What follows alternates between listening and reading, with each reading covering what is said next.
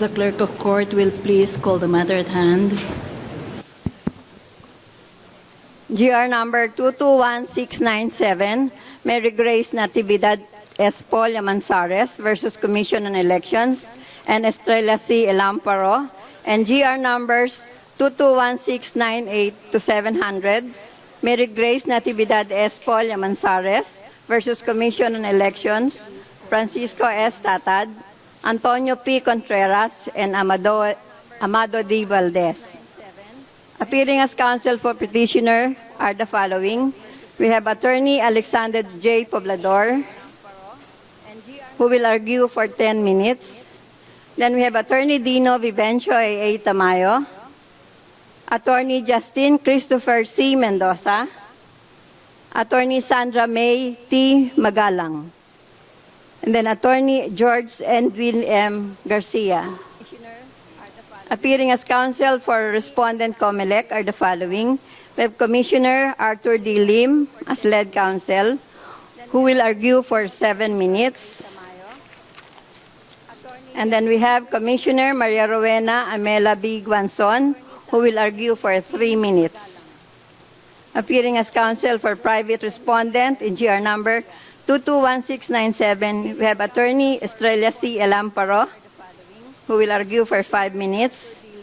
Then we have for private respondent Francisco S. Tatad in GR numbers 221698 to 700. We have Attorney Manuelito R. Luna, who will argue for 5 minutes. And then private respondent Dr. Antonio P. Contreras will give an opening statement for 5 minutes. And then we have counsel for private respondent Amado D. Valdez. We have Attorney Amado D. Valdez, who will argue for 5 minutes, and Attorney Melquiades Marcos N. Valdez II. We also have Attorney Donna S. Agoncillo, Attorney Mark Andrew M. Santiago, and Attorney Lawrence Angelo G. Junicio.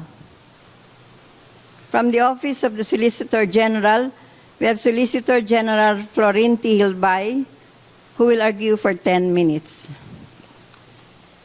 Thank you, Honors.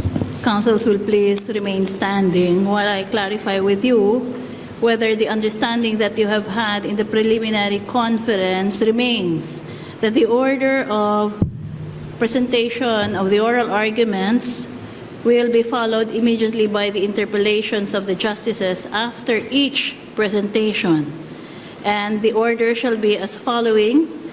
Attorney Poblador will present for 10 minutes, and we thank you that we have already received your PowerPoint presentation, followed by the representative of the Comelec, 10 minutes. So it will be you, Attorney Lim, who will make the presentation first for 7 minutes. Who? Pardon?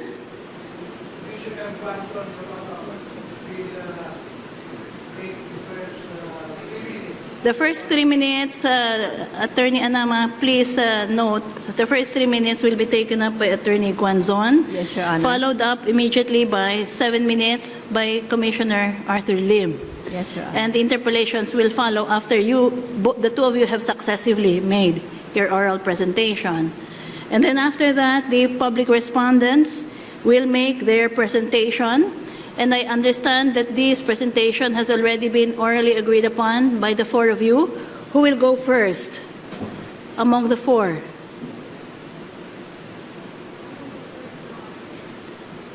And then?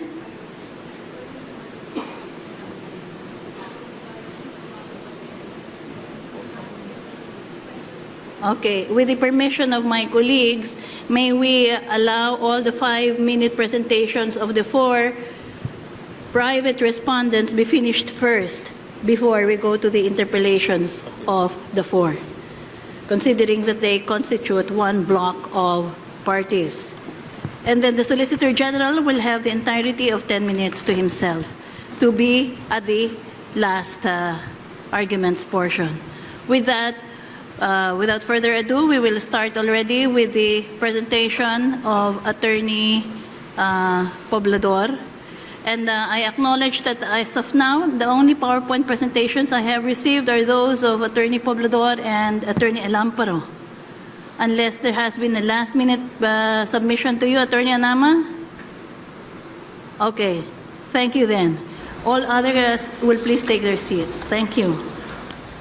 Madam Chief Justice, before I start, I'd like to inform the court that the petitioner is in this courtroom this afternoon, but may I take the opportunity to respectfully ask permission that she be allowed to leave at around 3 p.m. to attend the Senate sessions. The presence of Senator Grace Poe is hereby respectfully acknowledged. We thank you for your presence, and the court sees no problem in seeing that you dispense your duties with the Senate at 3 p.m. And we will just take it as a very quiet leave. So thank you, Attorney Poblador. You may proceed. Honorable Chief Justice and Justices of the Supreme Court, with your permission. On the procedural issues, petitioner submits the following. Under Section 78 of the Omnibus Election Code, the Comelec has jurisdiction over the petitions to deny due course or cancel certificate of candidacy filed by respondents Elamparo, Valdez, and Contreras. But the jurisdiction of the Comelec is limited to determining whether there was deliberate material misrepresentation on the part of petitioner when she made representations in her COC with regard to her citizenship and residence. Section 74 of the Omnibus Election Code required petitioner to swear to her COC only to the best of her knowledge. The Comelec could not definitively rule whether those representations were true or not. It could decide only whether petitioner could, in good faith, to the best of her knowledge, consider them true, and therefore she could make them without any intent to deceive. The Comelec, however, did not have jurisdiction over the petition filed by respondent Tatad. Tatad's petition was purely a petition to disqualify under Section 68 of the Election Code. It was Comelec's duty under its own rules to dismiss the Tatad petition.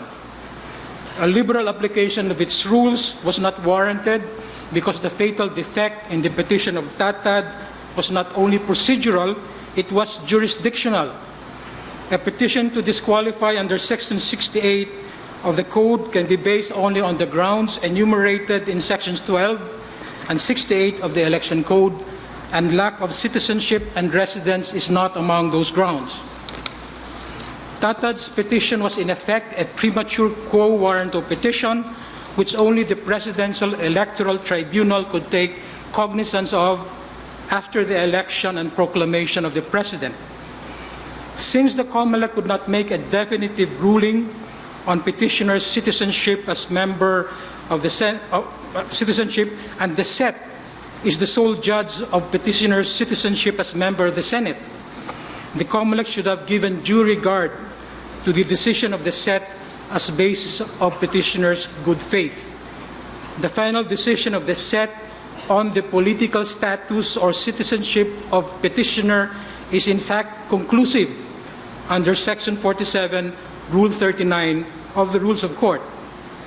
The Comelec effectively revoked the 18 July 2006 order of the Bureau of Immigration, which had found petitioner to be presumptively natural born. Comelec could not do so because its jurisdiction did not extend to the enforcement of laws relating to citizenship, the admission and stay of aliens, and the reacquisition of citizenship under RA 9225. This belongs to the Department of Justice and the Bureau of Immigration. On the substantive issues in regard to citizenship, petitioner submits as follows.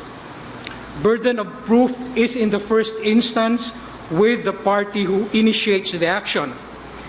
To establish a prima facie case, respondents should have submitted evidence that petitioner is not natural born because her parents were foreigners.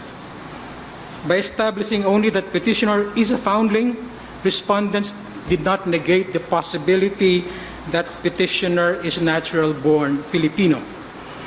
In other words, respondents did not establish a prima facie case that petitioner is disqualified and did not therefore discharge their burden of proof.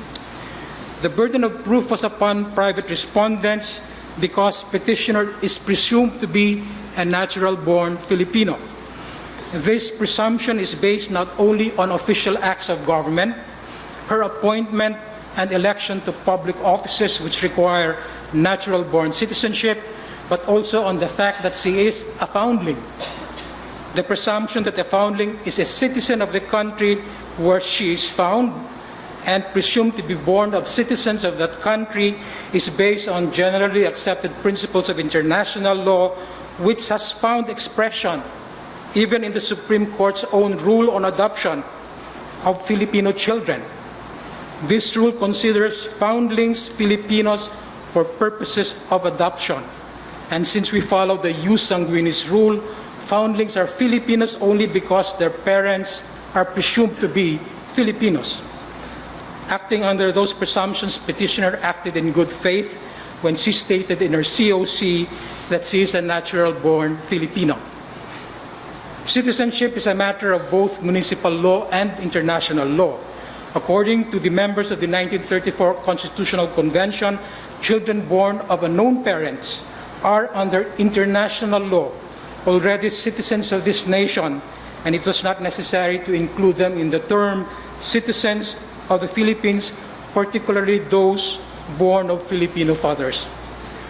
What RA 9225 restores is natural-born citizenship.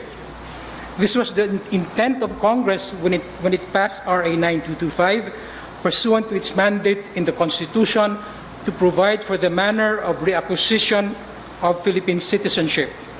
This is what the Supreme Court held in various cases. Respondents cannot have these rulings reversed with retroactive effect on petitioner to her prejudice. On the issue of her residence, the petitioner submits as follows. The evidence for petitioner is that on 24 May 2005, she returned to the country for good and physically abandoned her residence in the USA. This evidence is not disputed. Comelec simply did not give weight to this evidence because of its position that petitioner could not reestablish her residence in the Philippines before reacquiring Philippine citizenship. Under the cases of Hapson and Caballero, petitioner could reestablish her residence in the Philippines from the moment she made it her domicile of choice. According to Coquilla, a Filipino who is naturalized as a U.S. citizen becomes an alien, and I quote, without any right to reside in the Philippines, save as our immigration laws may have allowed him to stay as a visitor or as a resident alien. Hence, even as a foreigner, petitioner could reside in the Philippines as a visitor to the extent allowed by our immigration laws. Because the reestablishment of residence is not accomplished in a single act, but may be accomplished in an incremental manner, a foreigner may re-establish his residence in the Philippines initially as a visitor, provided his stay is legal. And he may do so before reacquiring Philippine citizenship because citizenship and residence are distinct concepts. This is exactly what petitioner did. While it is true that she resided in the Philippines initially as a balikbayan, she evinced her intent to relocate herself in the Philippines permanently, even during the initial period which she pursued when she reacquired Philippine citizenship in 2006. The Balikbayan program, in the words of RA 9174, is after all a reintegration program designed not just to encourage former Filipinos to visit as transients, but to stay as self-reliant members of the community. In Romualdez versus Marcos versus Comelec and Perez versus Comelec, this honorable court held that a statement on residence in a COC is not controlling, and it is the fact of residence that is decisive of the issue. Petitioner committed an honest mistake in preparing her COC for senator. as explained in her petitions. That mistake gives way to evidence of actual domicile. For all these reasons, petitioner's representations in her COC with regard to her citizenship and residence were not deliberate misrepresentations. Even if she were wrong, she would have committed a mistake on difficult questions of law. That mistake is a basis of good faith, which is inconsistent with deliberate misrepresentation or intent to deceive. Finally, the right of the people to choose their leaders is the essence of our democracy. That right should not be thwarted by respondents when the evidence against the eligibility of petitioner is not only weak or inconclusive, it is totally absent. Petitioner therefore respectfully prays that the resolutions of the Comelec assailed in her petitions be set aside for having been issued with grave abuse of discretion. We will now proceed with the interpellations. Justice Del Castillo, kindly start. Thank you, Chief. What is your legal basis for saying that Petitioner Grace Poe is a natural-born citizen? Your Honor, based on presumptions of law established by generally accepted principles of international law, which says that a foundling is presumed to be a citizen of the place where he or she is found, and presumed to be born of citizens of that country. That latter presumption is particularly applicable to countries which follow the jus sanguinis rule. That presumption is also based on official acts of government, like when her petition to reacquire citizenship under RA 9225, Bureau of Immigration made an express finding that she was born of Filipino parents and is presumptively a natural-born Filipino.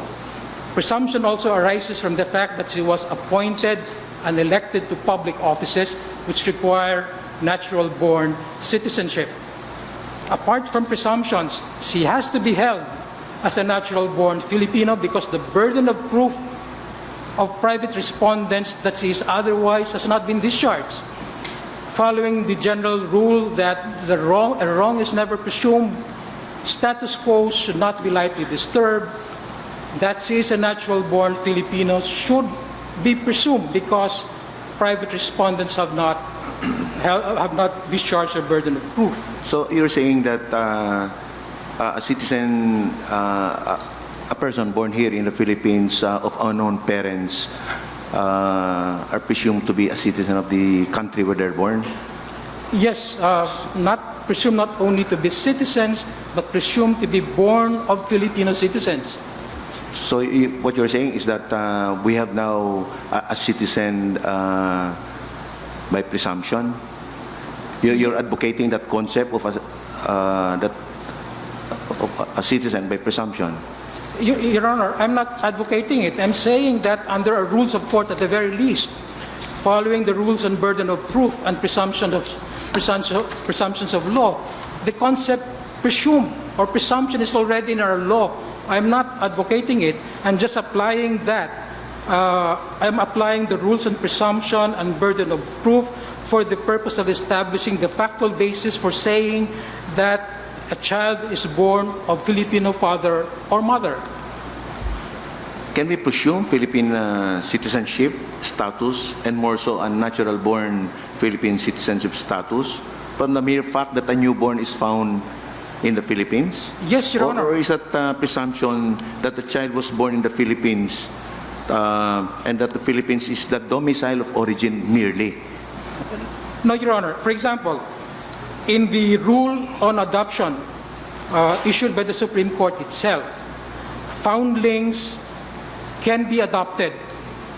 Foundlings can be adopted and a court of the Philippines can decree their adoption only if the foundling is presumed to be Filipino, because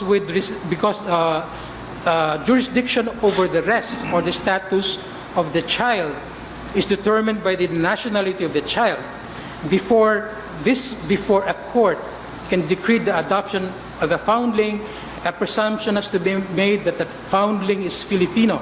And the presumption is not only that he or she is a Filipino citizen, the presumption is that he or she is natural born. Because presumptions are based on common sense, human experience, ordinary course of conduct. The natural presumption is that a newborn infant was never naturalized. He never underwent the process of naturalization. Under our laws, you have to be at least 18 years old to be naturalized. The more probable, more credible presumption is that that infant was born of Filipino parents. So it's your position that international law can dictate on a sovereign nation who it should consider as its own citizen? Your Honor, under the 1930 Hague Convention, which by the way, private respondents also invoke, the principle is that each country has the authority to determine who its nationals are. That determination shall be respected if it is consistent with international law.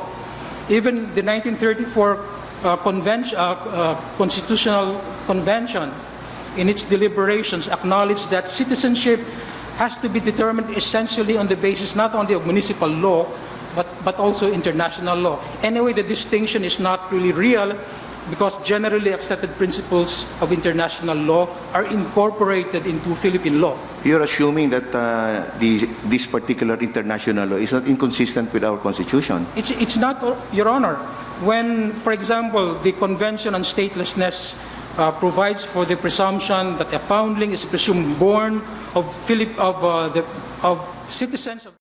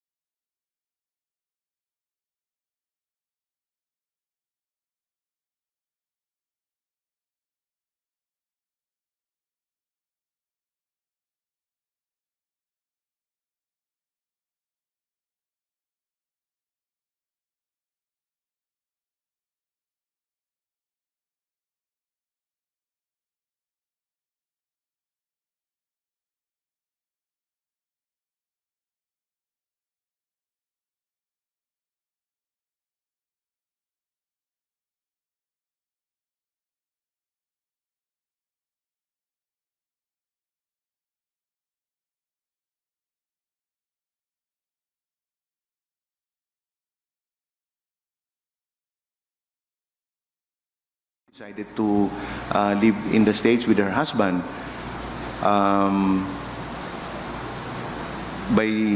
After living there for 10 years, in 2001, she decided, I'd like to be an American. I'll renounce my Philippine citizenship. Was there an impediment for her to do that? I mean, was there an impediment for her to remain in the States as a Philippine citizen? She could have just stayed there, perhaps just like any green card holder. There was no compulsion for her to become an American citizen. I mean, will understand the petitioner here, she had a good life here. She has a famous and affluent mother. She lives in a very affluent neighborhood. Studied in the best schools here and abroad. I mean, I don't see any reason why she had to give up her Philippine citizenship, go to the States, and become an American citizen. Your Honor, if I may cite very peculiar circumstances about the decision of the petitioner to become a naturalized U.S. citizen, this was the time of 9/11, where because of the attack on U.S. soil, there was general suspicion against foreigners or permanent residents who refused to become citizens. And because of that situation, it was even difficult for permanent residents to find jobs. So she was a typical wife. She wanted to help her husband raise and finance a family. So she decided that she had to take a job on her own. And the only way to do that is to become a naturalized U.S. citizen. But she's not unique. She's typical Filipinos who went abroad, get a green card, and finally have themselves naturalized as U.S. citizens.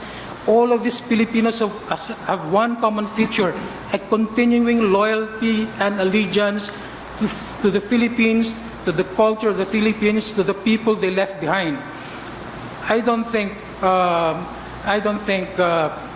petitioners should be singled out for her decision to be naturalized, which was so common among millions of Filipinos.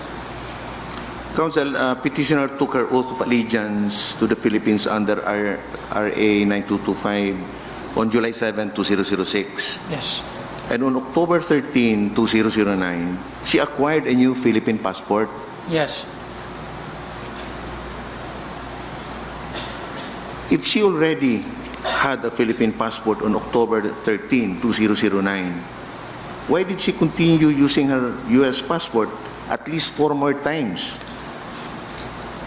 Well, Your Honor, until she renounced under oath her U.S. citizen on October 20, Your Honor, she was a dual citizen, and she had the right to use either passport. And I think it's common knowledge that if you have a U.S. passport, it's easier to enter the United States or to travel abroad. So the reasons were practical or pragmatic and has nothing to do with allegiance or loyalty to the Philippines. Excuse me. I have a list of your travels back and forth to the States. I've noticed, however, one particular departure for the States. This is November 15, 2009. This is on page 23 of your petition.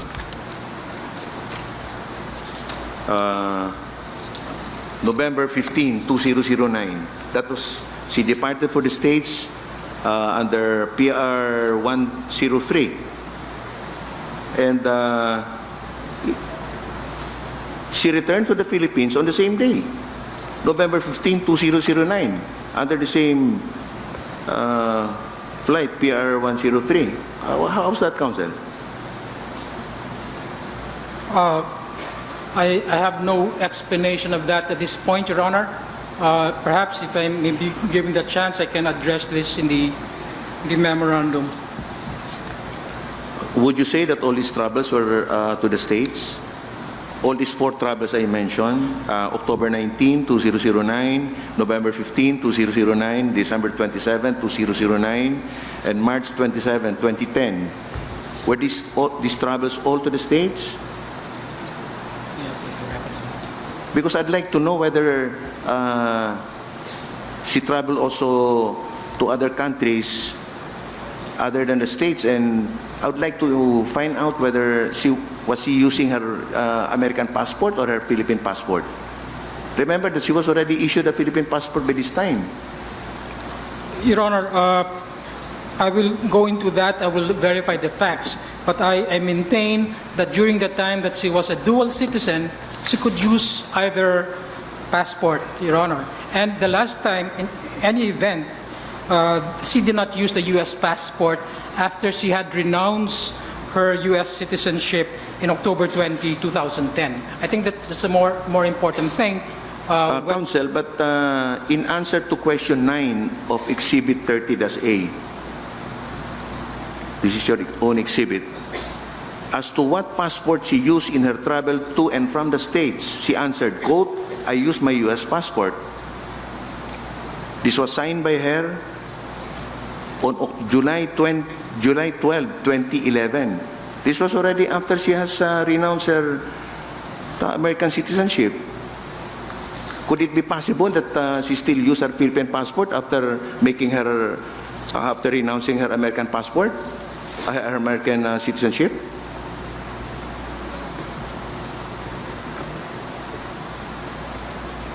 Exhibit 30-A. Well, yes, Your Honor. She said there, July 12, 2011. So it could infer that she traveled even after she has renounced her American citizenship. Your Honor, I think question 9 in the questioners asked the questions, what passport do you use? Yes, and she said U.S. to travel passport. to and from the United States. She said I use my U.S. passport, but this answer does not really indicate the dates. It's a general answer. Yes, but it's dated July 12, 2011. But, Your Honor, the date that she reiterated her renunciation before the U.S. Embassy should not be it's not necessarily the date when she used her U.S. passport last. That is a question of fact which the records of the BI can verify anyway. And the records of the BI was that her last trip before July 2011 to the U.S. was March 2010. Anyway, Counsel, what would be the effect had she done so? Your Honor, if she had used her U.S. passport after she had renounced her Philippine citizenship, then under the case of McKilling, the use of the U.S. passport after the sworn renunciation of U.S. citizenship is a recantation of that renunciation. But we reiterate that while this questionnaire is dated July 2011, records and even her passport will show that she used her U.S. passport to travel to the U.S. at the latest on March 2010. And her sworn renunciation was October 20, 2010. Anyway, Counsel, petitioner availed of the benefits of RA 9225 in 2006. But it was only about 4 years later, or on October 20, 2010, that she renounced her U.S. citizenship. Is there any particular reason why she had to renounce her American citizenship? Yes, Your Honor, because the President appointed her chairman of the MTCRB. So what you're saying is that had the President had appointed her chairman of the MTCRB, she would not have renounced her American citizenship? Your Honor, she would still be a dual citizen at that point. But, Your Honor, remember in her case, her relocation process was not accomplished in a single act. It was an incremental process. So initially in 2005, she was a dual citizen, but she had always entertained the idea that she would relocate her permanently. So although her renunciation of U.S. citizenship took place eventually, not right away when she settled here on May 24, 2005, I think petitioner has shown evince her intent that from the very start she wanted to relocate her permanently, and she pursued that when she eventually renounced her U.S. citizenship. About 4 years after she has already availed of the benefits of RA 9225, after Yes. she has taken already her oath of allegiance to the Philippines, waited here for 4 years. didn't know what to do. Perhaps he was testing the waters. We don't know. I would like to find out. Your Honor, We could not really determine. well, Maybe if things didn't happen here as she wanted, perhaps she could have also gone back there. 4 years. She didn't. She waited until she had to renounce her American citizenship, and she had to wait until she got that appointment. well, Your Honor, RA 9225 allows her to be a dual citizen. Yes, but as a And dual even- citizen, you're not qualified to be president of the Philippines. That's true.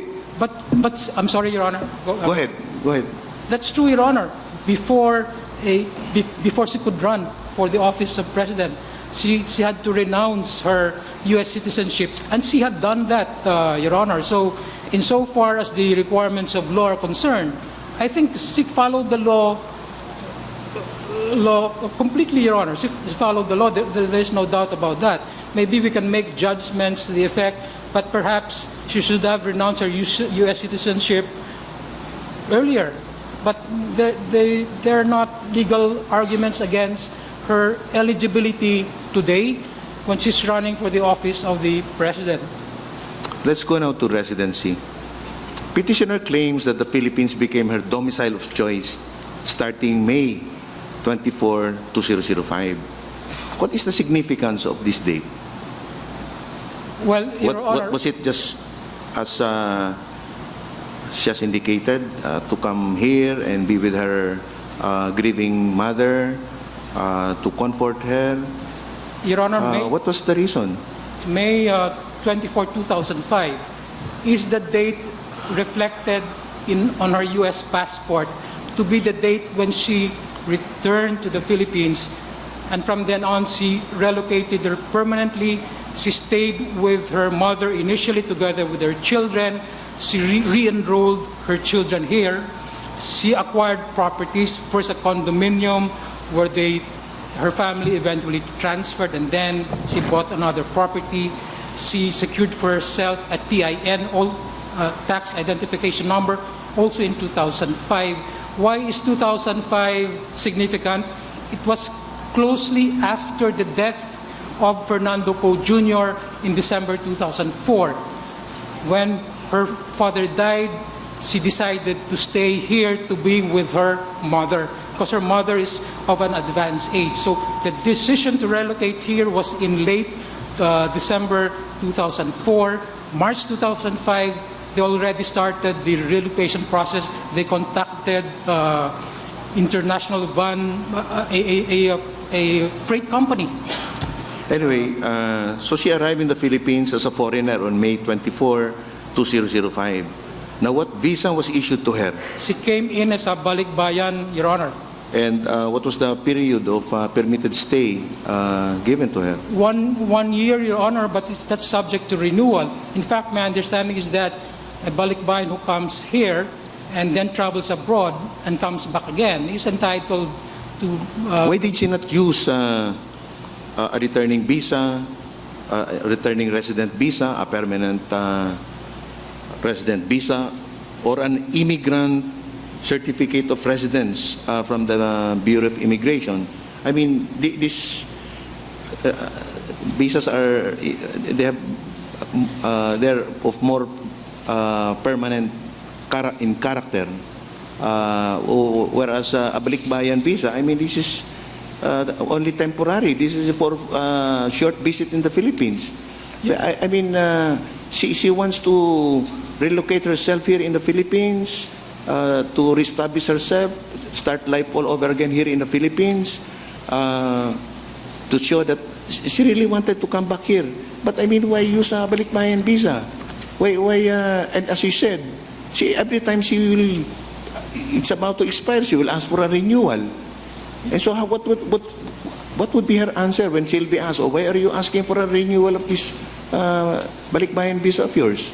Your Honor, her objective was eventually to reacquire Philippine citizenship. She could do that either by naturalization again, in which case there would have been a need for her to get a permanent residence visa or a non-quota returning Filipino visa. But there was RA 9225. to reacquire Philippine citizenship under RA 9225, you do not need a permanent residence visa. You do not need a returning Filipino non-quota immigrant visa because you can even reacquire Philippine citizenship while you are abroad. Yes, but my point is, you're here, you've decided to relocate yourself here. Yes. That's what you're saying. She wants to reacquire her domicile here again. Yes. And to abandon her old domicile in the States. So why a balikbayan visa? Well, because the Why not something more permanent? Your Honor, That will really show her true intent in remaining here already for good. Your Honor, she was a balikbayan only for a period of a little over a year. She came in May 24, 2005, but in July 7 of 2006, she reacquired Philippine citizenship already. It is not as if she stayed as a balikbayan here for 1 year or for over 1 year.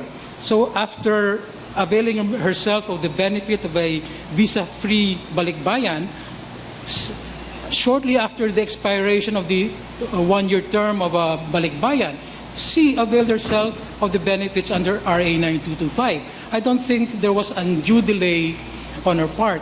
Anyway, if the question is whether or not she had an intent to stay, I think that is shown by her conduct during this period between May 24, 2005 and July 7, 2006. She traveled only 4 times, 2 to the United States, where she stayed for a total of only 40 days. So during the entire period consisting of 450 days, she spent it only in the U.S. for 40 days, and she always returned to the Philippines. I think these figures show that her overwhelming intent was to remain in the Philippines, and although for temporary short periods she was in the U.S., she always returned. What would she be doing in the States? She was already planning to come back here and to stay here for good. What was she doing? How come she kept on returning to the States? They were still trying to sell their house. They were disposing of their assets. In fact, they had to donate most of these assets. They were able to sell their house only in April 2006. And what other properties do they have there in the States? As far as Remember, I know, they stayed there for more than 10 years. So they must have acquired a tremendous amount of property there. I'm not aware of any other assets, Your Honor, but what I'm aware of No based bank on the accounts? record, I'm not aware of the bank Did she account. vote there in the States when she was staying there? Did she vote for any for any official running for public office? Did she vote? I'm not aware, Your Honor. Did she acquire, for instance, a burial lot? This may sound funny, but all of us we do this. Burial lot. I'm not. I mean, I'm to not show aware. that you'd like to. You're not aware of that. Has she disposed of all her properties in the States? To our knowledge, Your Honor, in that period, as part of our relocation process here, they dispose of all their assets or most of their assets. Now, she acquired a tin also in 2005,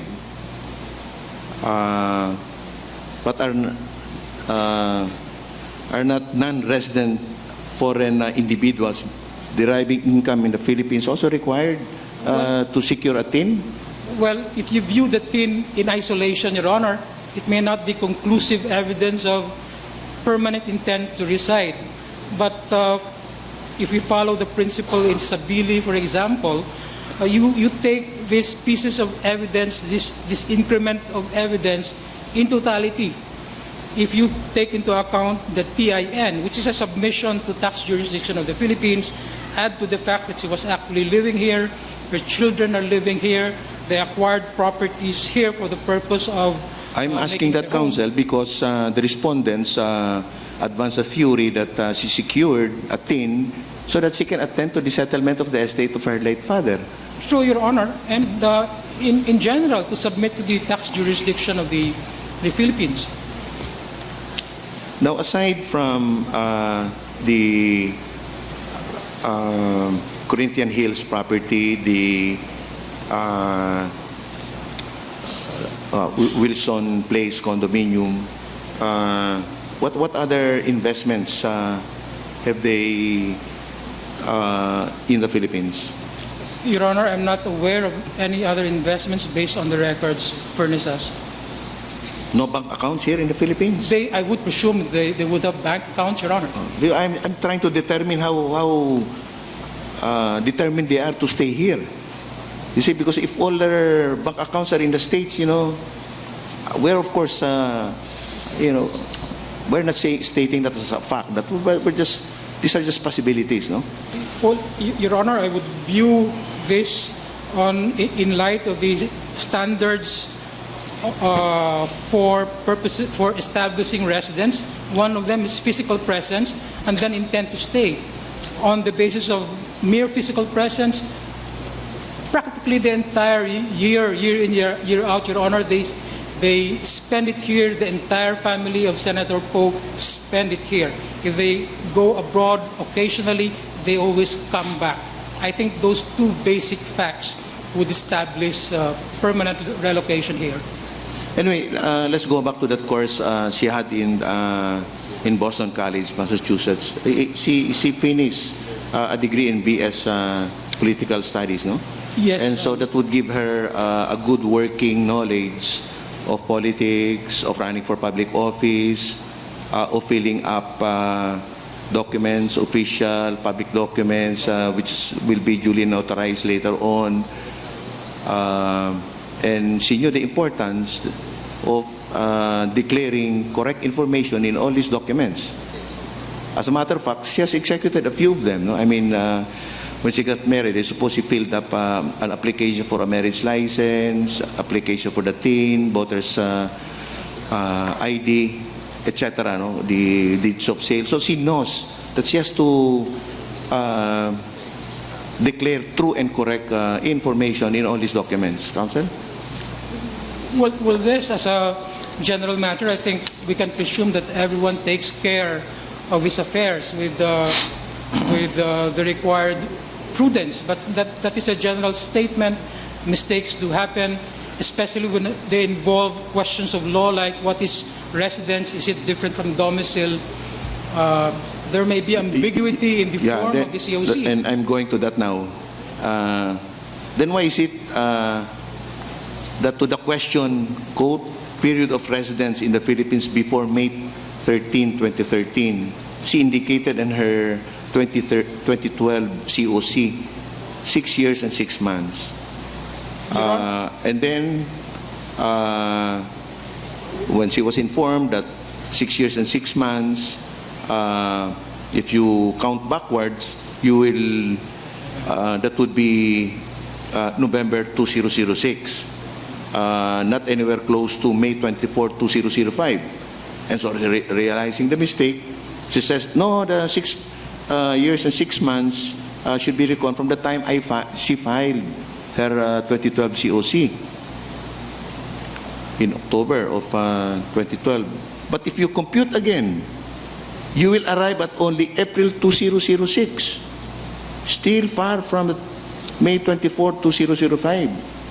And now in pages 170 and 171 of your petition, Counsel, in GR number 221698 to 700, you said that the reason for the mistake was because she was only advised this year by legal counsel about the concept of residence. So now she's saying, I should have said 7 years and 11 months when I was asked that. So what's the true story here, Counsel? Well, Please enlighten us. As she explained, Your Honor, in her 2013 COC, which she filed October 2, 2012, the question in the COC was her period of residence before May 13, 2013. Now, by that she thought the period being inquired into is the period of residence as of October 2, 2012, when she filed her COC. There's a common sense explanation for that. She could not include the period after October 2, 2012 up to May 13, 2013, because that period has not yet happened. It's not a period of residence because that has not yet taken place. And I think there is something inherently ambiguous about the form itself. In fact, the Comelec itself corrected that question in the COC. Now the question is period of residence up to the last day before the day of elections. I think that correction acknowledges the fact that the original form was ambiguous and could draw misunderstanding. Now, with respect, Your Honor mentioned that counting 6 years and 6 months from October 2, 2012, counting that backwards would bring you only to April 2006. 2006. But April 2006 is not the date of her permanent relocation. If you Exactly. apply the jurisprudence on what is domicile, it could actually be projected back to May 24, 2005. She did not know that, not being a lawyer, Your Honor. So her mistake was twofold. And Anyway, Counsel, can you please, you have a copy of your petition? Can you please read to us paragraph 234-8? That's page 170 of your petition.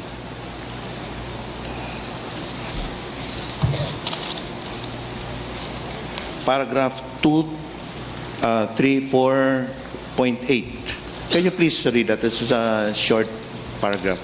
Senator Poe was later advised only this year by legal counsel that the concept of residence for purposes of election law takes into account the period when she was physically present in the Philippines starting from May 24, 2005, after having already abandoned her residence in the USA, coupled with the intent to reside in the Philippines, and not just the period after her USA residence was sold and when her family was already complete in the country after her husband's return.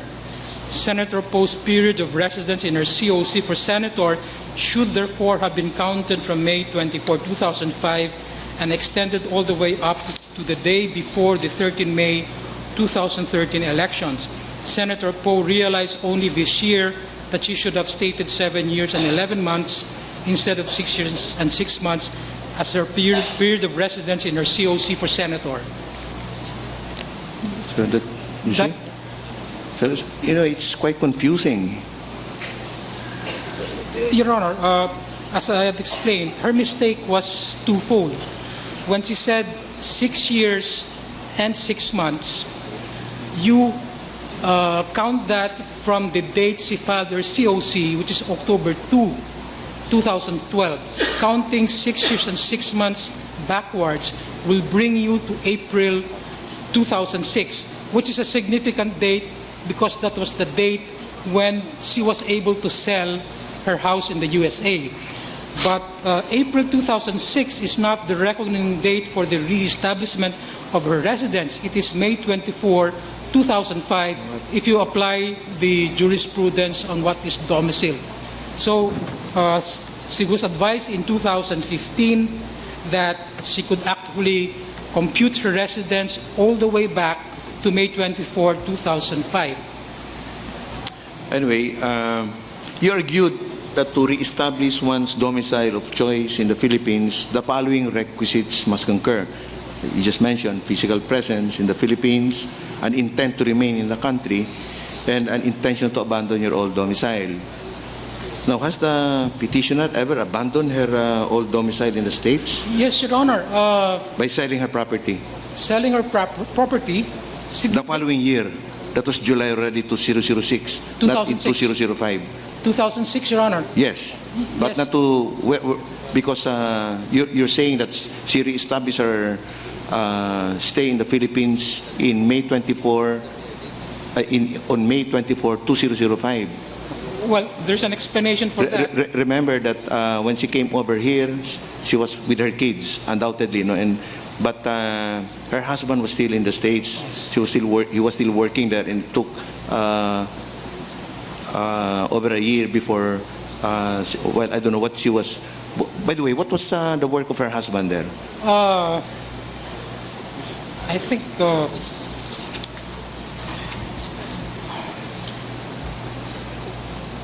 I cannot recall right now the employment there, but what I can say is that the reason why he had to stay behind was that there were pending projects he had to finish, and he was in the process of selling the house. And the important thing to stress is right after he sold the house, April 2006, he resigned from his work. May 2006, he was back here in the Philippines. Anyway,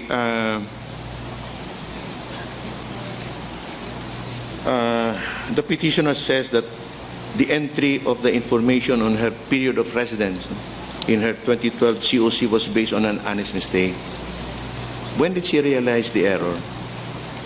Well, Your Honor, it was first brought out in June 2015. Last year.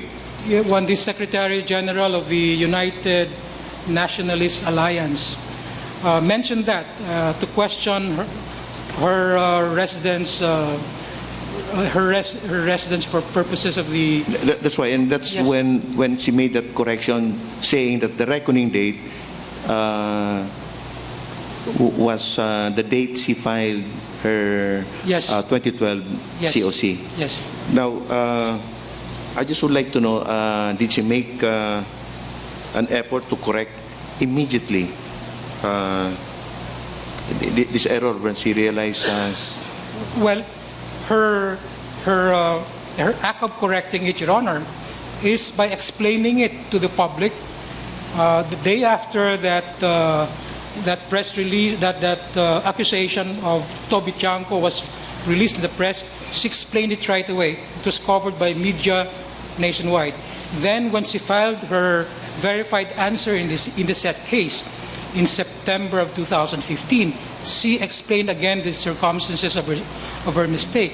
If Your Honor is asking whether or not she tried to correct the 2013 officially with the Comelec.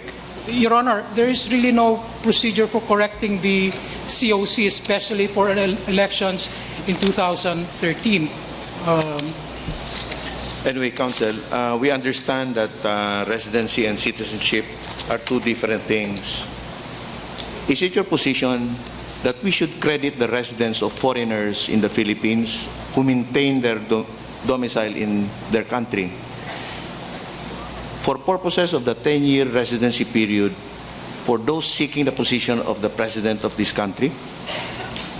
If I don't know if I got your question correctly, Your Honor. Would you credit the residents of these foreigners in the Philippines who maintain their domicile in their own country, but for purposes of the 10-year residency period, for those seeking the position of the President, would you credit this foreigner? In the manner Because that that's your position. Your Honor, in the manner that you phrased that question, I would say the correct answer would be no. But that question does not really describe the situation of Senator Poe accurately. No. This is just theoretical. This does not apply to. I'm not saying that this applies to the petitioner. In that question, the domicile remained abroad. Yes. So her presence here was mere physical presence, which Yes. does not amount to domicile. In that case, I don't think the period here, which is mere physical presence, which cannot amount to domicile, should be counted, which is not the situation of Senator Poe. Okay. Thank you, Counsel. That's all for now, Chief. Justice Carpio. Counsel, can you go to page 82 of your petition?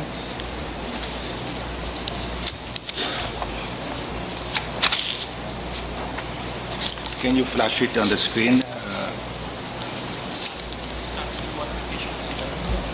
Your Honor is referring to the Yeah, petition I'm- in GR 221-700.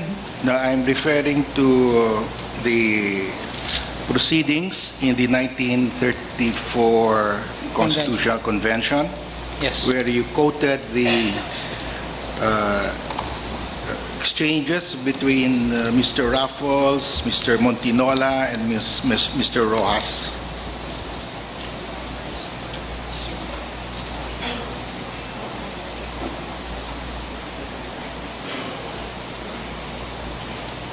Yes, we will flash it, Your Honor. Okay. On page 82 of your petition, the gist of up to page 84, you're saying that Mr. Raffles proposed to the convention that children of unknown parentage should be considered as natural-born citizens. And on the last part, on page 84, you ended with this quotation from the proceedings, and in English you translated it this way: Mr. President, my humble opinion is that the cases are few and far between. This is Mr. Ross talking, that the Constitution need not refer to them by international law. The principle that children or people born in a country of unknown parents are citizens of this nation is recognized, and is not necessary to include a provision on the subject exhaustively. Correct? Yes, Your Honor. Okay. But you ended there your quotation of the proceedings, but the deliberations on the subject actually continued. You missed out the most important part of the deliberations, counsel. Can you show the most important part? It's in the next page. Here, the President says, does the gentleman from Cebu, Mr. Raffles, insist in his amendment? Mr. Raffles says, yes. You did not include this. And the President said, let us submit to a vote the amendment. Those who agree with it say yes, a minority yes. Those who are not say no, a majority no. The amendment is rejected. So do you agree with me, counsel, that the records of the Constitutional Convention of 1934 clearly show that Mr. Raffles' proposal that children of unknown parents be considered natural-born was officially, clearly rejected by the convention by majority vote? I agree. You agree with that? The proposed amendment was rejected, but the reason was that it was rejected because it was not necessary to mention foundlings expressly, because under international law, they are already included. No, counsel, if you go back, he insisted that it should be voted because he doesn't want anything else, any other interpretation. He said, Rojas was saying, it's already in international law. Of course, it's a mistake. It's not in international law. But he said, no, I insist that we vote on it. And it was rejected. Correct? That's true, but I think the more important thing is, why was it rejected? And we don't know. Well, the convention rejected it, so it's out of the Constitution. So you're saying it's still there? Yes, because the explanation, the justification for its rejection, which is the statement of Senor Rojas, remains in the records. The position of Rojas that it is part of international law is a mistake. There was no such international law at that time. Rojas could not have changed international law by himself. So what you're saying is, it is very clear that the convention rejected the proposal of Raffles that children of unknown parents be considered natural born. But you're saying because the convention already understood what Mr. Ross said, that it's already part of international law. That's what you're saying now. Your Honor, first point, I don't think Mr. Rojas was wrong, because these proceedings which occurred in 1934 took place after the 1930 Hague Convention.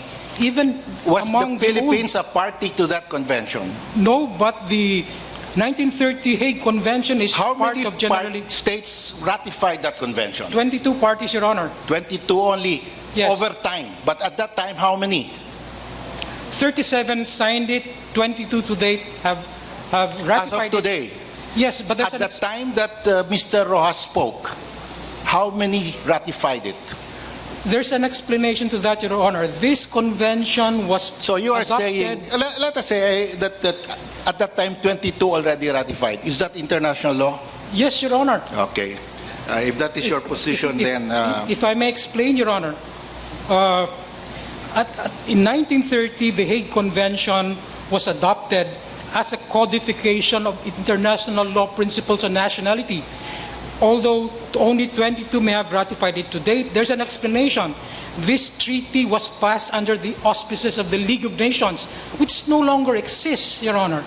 In any event, principles here were amplified in the Convention on Statelessness in 1961, Universal Declaration of Rights in 1948. okay, counsel, okay.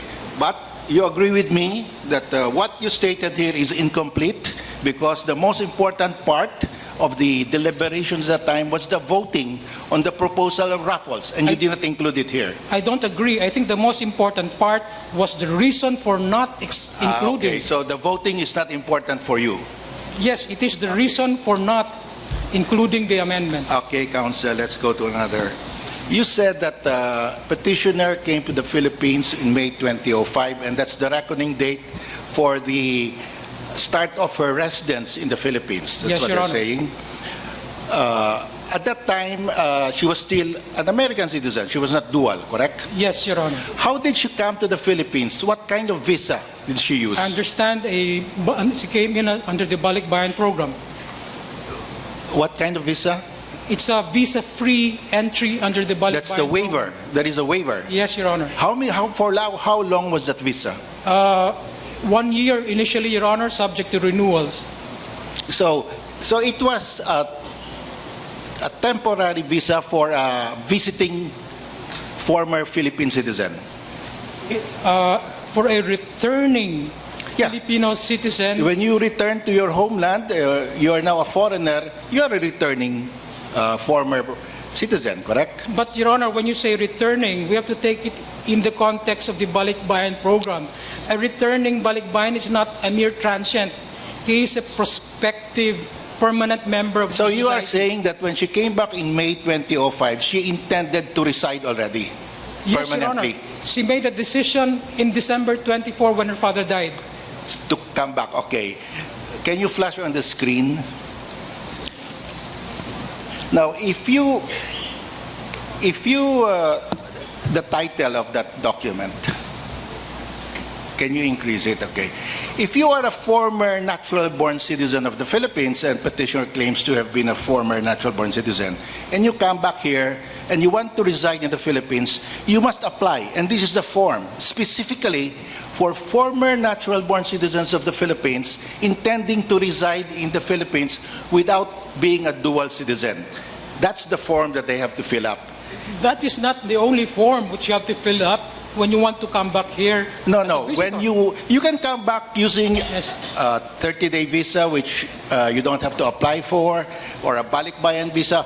But if you want to permanently reside, that's the form. If you want to permanently reside as a preliminary step to reacquiring Philippine citizenship as an immigrant, yes. But if you want to reside as a preliminary step to reacquiring Philippine My question, citizenship, counsel, is simple. Did petitioner fill up and apply with this form? no, Your Honor. Did not. It was not Okay. necessary under RA 9225. Okay, so she did not apply under that as a permanent resident, being a former natural-born citizen of Philippines. She did not Yes, Your fill Honor. up. She didn't apply. Yes. Okay, thank you, counsel. That's all.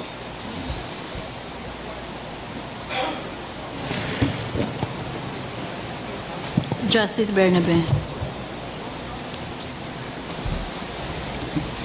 Okay, good afternoon, Counsel. Good afternoon, Your Honor. Counsel, based on the Constitution, what matters or power does the Comelec have jurisdiction on under the 1987 Constitution? It has the power to administer and enforce laws relating to election, plebiscites, referendum, initiative.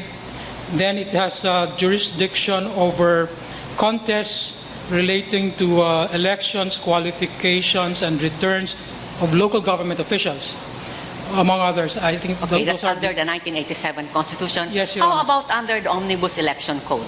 Omnibus Election Code. I think the Omnibus Election Code reflects this enumeration which is in the Constitution, but it adds other powers, Your Honors. That is under Section 68? Yes. And there's also another one under Section 78, Yes. right, which is a petition to deny due course or to cancel the certificate of candidacy. Yes, Your Is Honor. that correct?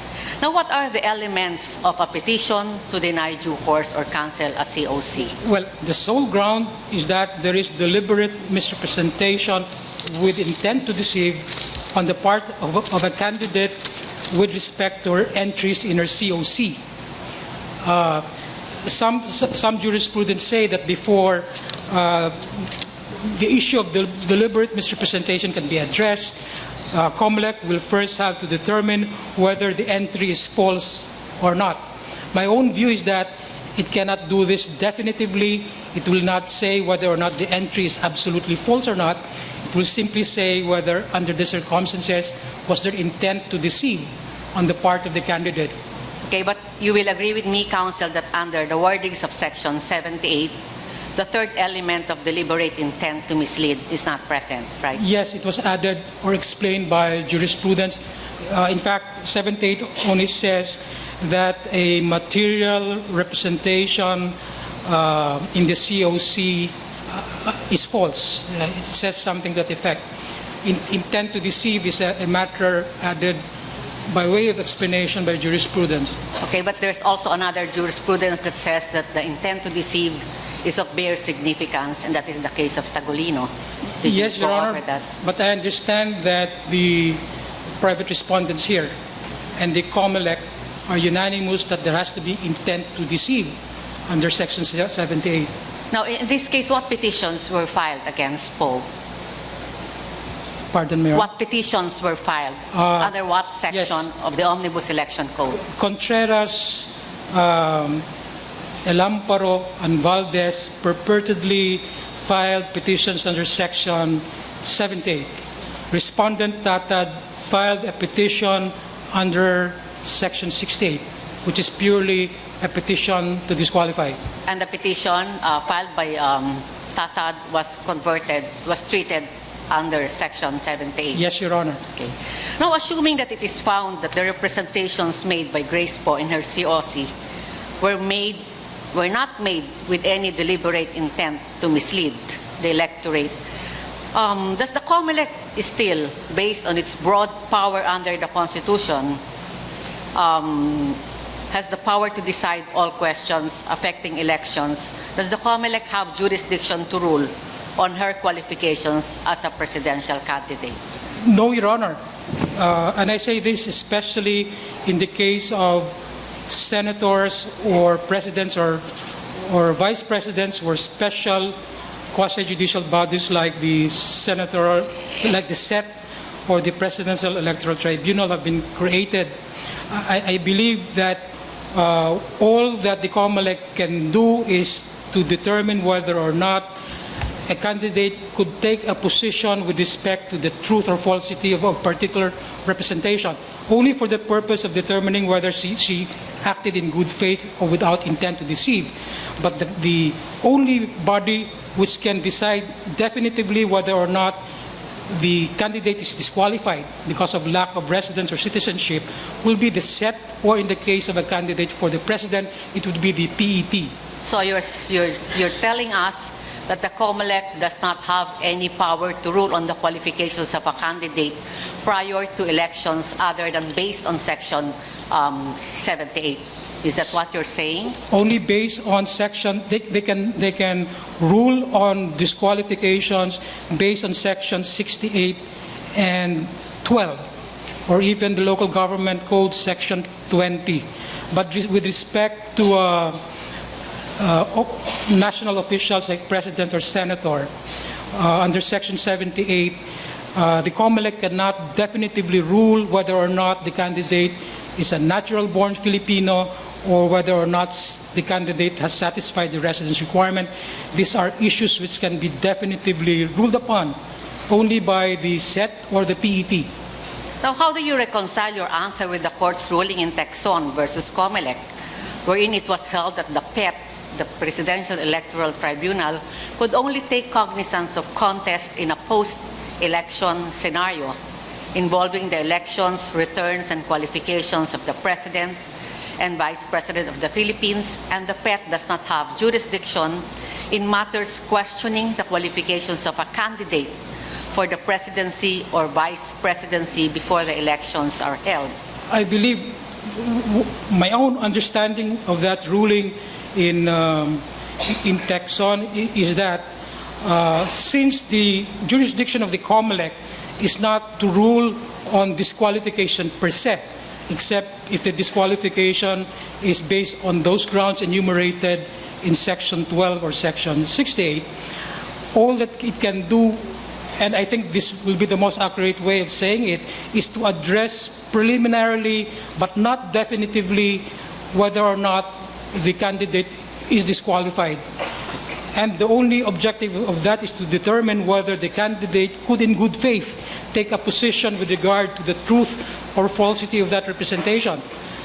If she could act in good faith, then that's where the jurisdiction of the Comelec ends. It now has to decide whether there was intent to deceive or material misrepresentation. Comelec cannot definitively decide that the candidate is disqualified, because that is a matter that should be decided after election and proclamation by the SET or the PET.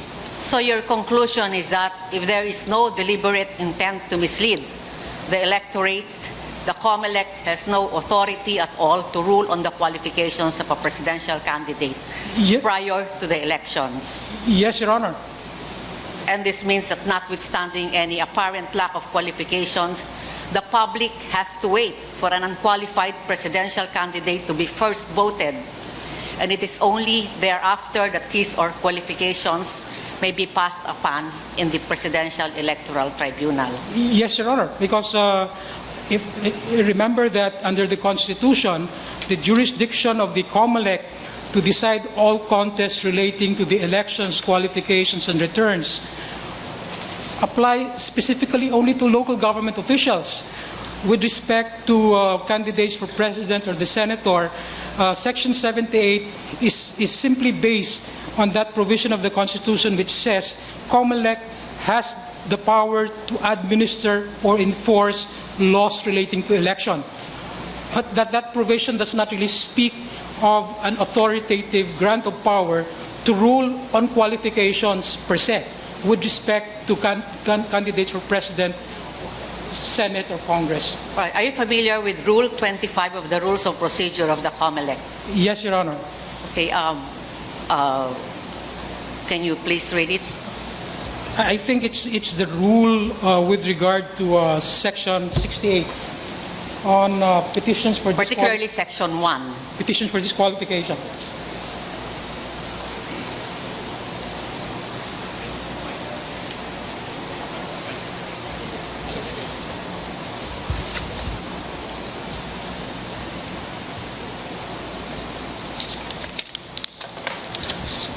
Which section would you like me to read, Your Honor? Rule 25, Section 1. Section 1. Rule 25 is disqualification of candidates. Section 1. Grounds. Any candidate who, in an action or protest in which he is a party, is declared by final decision of a competent court guilty of or found by the Commission to be suffering from any disqualification provided by law or the Constitution. Now, is the petition under this rule separate and distinct from a petition to deny due course or cancel a COC under Section 78 of the Omnibus Election Code? Yes, Your Honor. There are two distinct remedies which cannot be combined. So don't you think the Comelec retains the power to disqualify a candidate under this rule? Yes, Your Honor, but this has been construed to apply only to petitions for disqualification based on specific grounds enumerated in Section 12, Section 68 of the Omnibus Election Code. So In fact, in the case of Fermin, the Supreme Court struck down an interpretation which would allow the Comelec under Rule 25 to rule on the disqualification to rule on the disqualification based on citizenship and residence that are required under the Constitution. So this phrase, disqualification provided by law or the Constitution, specifically, or the Constitution, I think that is being struck down. I think the Supreme Court said the grounds should not be grounds stated in the Constitution, but Section 12 and 68 of the Omnibus Election Code. Okay, let's go now to residency. Under what authority was Senator Poe stay in the Philippines? Was it through a tourist visa? She came in visa-free under the Balikbayan program when she came in May 24, 2005. Now, how would the absence of a permanent resident visa affect the stay of an alien in the Philippines? It will not, so long as the requirements of physical presence and intent to stay concur. Based on the Coquilla decision itself, a foreigner can reside in the Philippines as a visitor to the extent allowed by immigration laws. Okay. Would you consider her stay to be temporary in nature, considering that she did not obtain a permanent resident visa? I will not call it temporary because her intent from the start was to stay here permanently. The more accurate term is that it was the initial stage of an incremental process which was completed in July 2006 when she reacquired Philippine citizenship. Now, can one say that he or she really intends to reestablish his or her domicile in the Philippines without first complying with an essential legal requirement to attain the status of a permanent resident?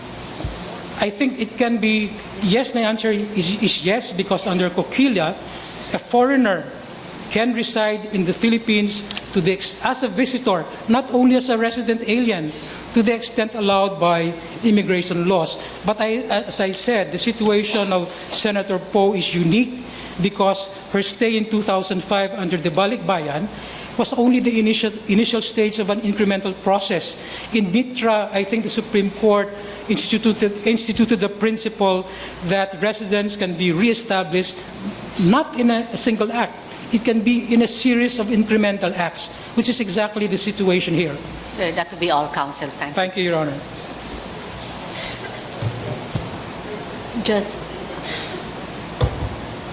Justice Leonan,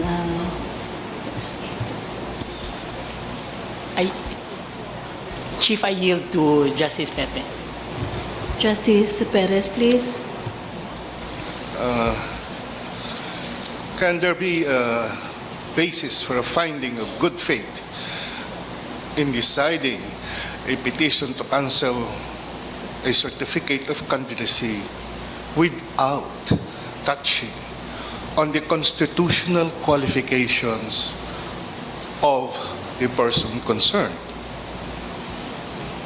Or is it necessary that there be a finding by the Comelec on these constitutional qualifications to be able to say that there was false representation? My position, Your Honor, is that the Comelec can address the question preliminarily but not definitively, because its objective is to determine whether or not there was good faith. So it will determine only whether or not a party can take a view with respect to these issues. He can be right or wrong, but he need not be in good faith. I think that is the thrust, the main issue which the Comelec is supposed to address, because the sole issue in a petition to cancel is whether or not there was deliberate misrepresentation. The issue is not whether or not the candidate is disqualified. In Fermin, the Supreme Court said, this petition is not about disqualification. The Comelec does not decide disqualification. Let the PET or the SET do that after the elections.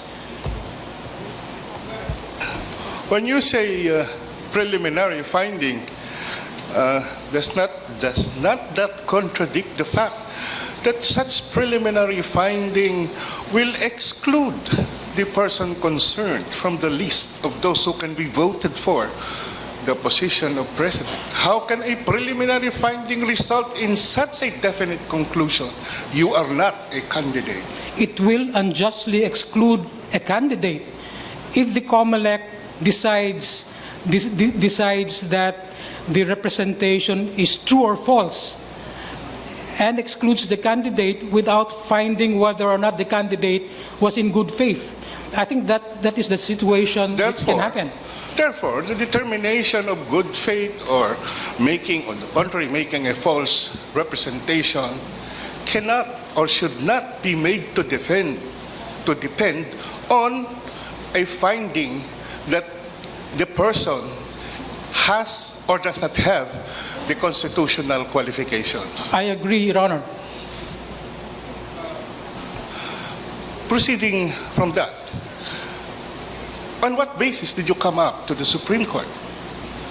Because if you agree to what the statement that I made, then the finding of the Comelec on this constitutional qualification is beyond the jurisdiction of the Comelec.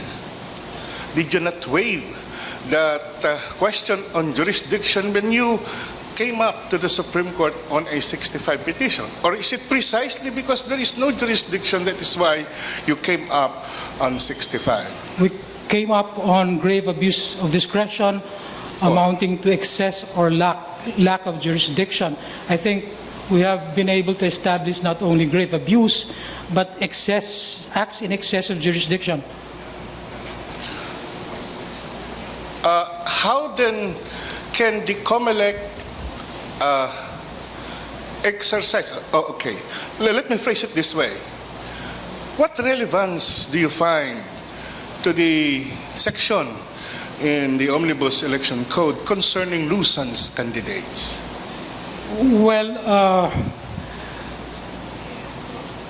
apart from similarity in procedure with respect to petitions for petitions to cancel or to deny due course, I think in the case of nuisance candidates, their COC may be denied due course for failure to present capacity or the capacity to really run for a public office. And I believe the grounds here are not the same really with grounds contemplated in Section 78. I ask that question because in a situation where a Chinese looking and everything and registered or has an alien certificate of registration comes to the Comelec and files a petition, files an application, files a certificate of candidacy, how can the Comelec disqualify her or him? Note, the issue here is still constitutional qualification because it concerns citizenship. Can, in other words, an issue regarding citizenship be decided via the section on nuisance candidates? Well, in that situation you were describing, since clearly here the candidate is a Chinese national, he could not have been in good faith when he filed his COC, and I think the COC can be denied by the Comelec, but Comelec should premise its finding on the fact that this candidate was not in good faith. He deliberately misrepresented himself. In other words, you're saying that there are two situations regarding this constitutional qualification. One, where the disqualification is so patent that there is no need for extended debate. And another one, where it needs a complete discussion of the issue before a forum like the SET or the HET or the SET, the PET, insofar as the petitioner is concerned. Such that if the disqualification or the lack of qualification is so patent, then the Comelec can act on it on the basis of determination of good faith. But when it is a debatable issue in fact, a noble issue. For example, the issue of being a foundling or the issue of when do you establish residence. Can the Comelec make a definite finding on it? Or would you say that the Comelec is without jurisdiction to touch the topic? I would agree with the distinction that you made, but I would think that the more clear-cut rule would be that based in the Furman case, when the issue is disqualification, you look only at the existence of grounds mentioned in Section 12 and Section 68. When outside of those grounds, then you have a Section 78 petition, but the main issue there is deliberate misrepresentation. Okay, to the relationship between the Comelec's decision and the set decision on the citizenship of Poe. After the Senate decided that Poe is a natural-born citizen, what authority does the Comelec have in touching that issue on being a natural-born, on a foundling? I believe that the decision of the SET on citizenship is a decision of a court with jurisdiction, and that decision is final. And because let me rephrase that. I believe that the decision of the SET on the political status of petitioner is conclusive because it is in the nature of an in rem, a decision in an in rem proceeding. And under subsection A of Section 47 of Rule 39, it is binding on the Comelec because she cannot be a natural-born citizen as a senator and be a foreigner insofar as the presidency is concerned.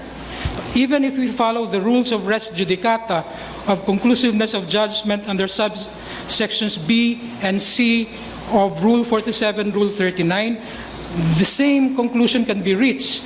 There are identity of subject matter and issues and parties. The party in the set is a registered voter who wanted to disqualify, who wanted to remove Senator Poe to preserve the integrity of the Constitution.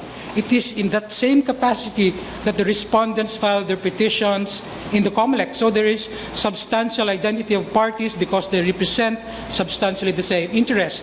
So whether as a conclusive judgment in an interim proceeding or a decision that is final under the principles of res judicata or conclusiveness of judgment, Comelec subject, of course, to the pending petition regarding the set decision.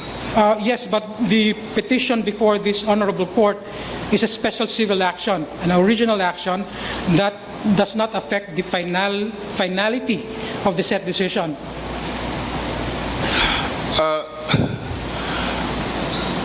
Is there a difference between the power of the Supreme Court at this point when you come here to question the decision of the Comelec proceeding from a summary procedure where even just an official of the Comelec can take evidence on the issue, and the proceedings under that constitutional provision on the Supreme Court as the sole arbiter regarding the qualifications for president? There's a difference. The Supreme Court is sitting as the sole judge on all contests relating to the election, returns, and qualifications of the president. Can decide questions of qualifications because it is the sole judge. So the bar to the determination by the Comelec of the issue on citizenship and residency is the same bar that prevents the Supreme Court from delving into the issue. I don't think I don't agree because while the jurisdiction of the Comelec is quite limited, it cannot rule on qualifications of the president, candidate for the president. The Supreme Court can rule squarely on the qualifications of a president because it is the sole judge. As PET, not as the Supreme Court. Yes, Your Honor, but under the Constitution, it would still be the sole judge. So if and when this court on this case says that the Comelec committed grave abuse of discretion, in effect upholding the citizenship and residency qualifications of the petitioner of Poe, what effect does that have to a possible case before the PET if and when Poe wins the elections? If the Supreme Court now does not rule squarely on the qualifications, but only whether or not there was deliberate misrepresentation, then the PET, or the Supreme Court later on, can make its own determination on the qualifications, and it can do so squarely. But nothing prevents the Supreme Court now from making its own definitive finding whether or not Senator Poe is qualified, because if it makes a ruling that Senator Poe is qualified, she could not have been in good faith. Or you can just be bad faith, consistent therefore. with your position that the only issue here is good faith, and that it can be determined without going into the constitutional qualifications. I'm not inconsistent because the Comelec's jurisdiction is limited. But I believe the Supreme Court's jurisdiction is not limited. I think it can decide to rule on the qualifications squarely even at this time. I think you should mention something about that in your memorandum, Chief. Justice De Castro.